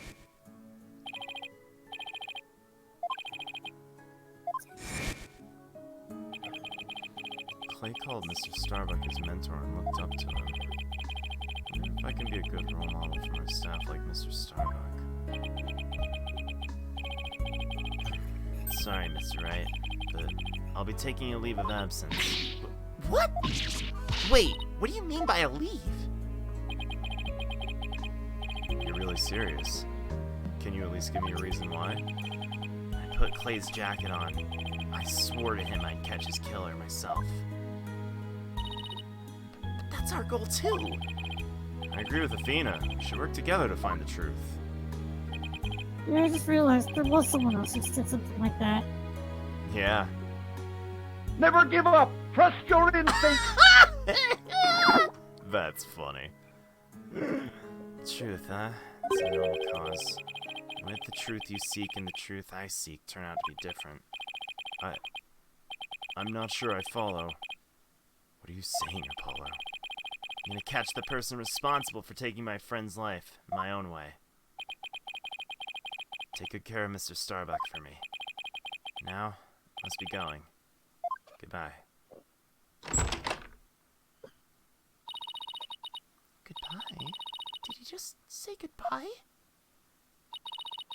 I sensed a lot of seething anger and hatred coming from him. And also, suspicion. He's not walking out us like this. I'm gonna go talk some sense into him. Hold on, Athena. Apollo can believe what he wants, but I believe he's wrong. Even if we take different paths, the truth we arrive at should be the same. I think the quicker we solve this case, the better it'll be for Apollo. Yeah, you're right, boss. Alright, that's enough for one day. Make sure you're ready for tomorrow's trial.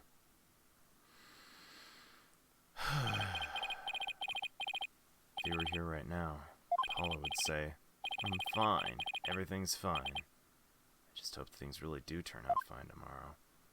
And I think that'll be enough for today as well. Feeling a little tired. But yeah, we'll definitely come back to this tomorrow. Day 2 coming up. Monday? Huh? You mean Monday, right? I mean Monday, because tomorrow's my day off that I'm supposed to be taking, because basically everyone bullied me into taking it, and they were right.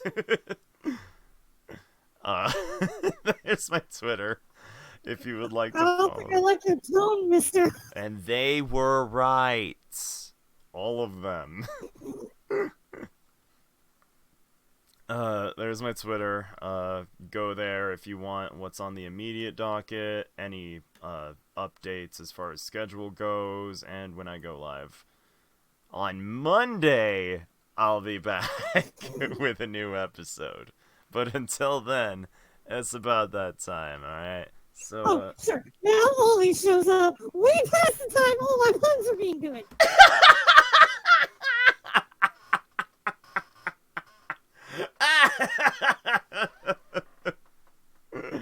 Oh. Suck! Alright, I'm signing off. Say night stream. Night stream!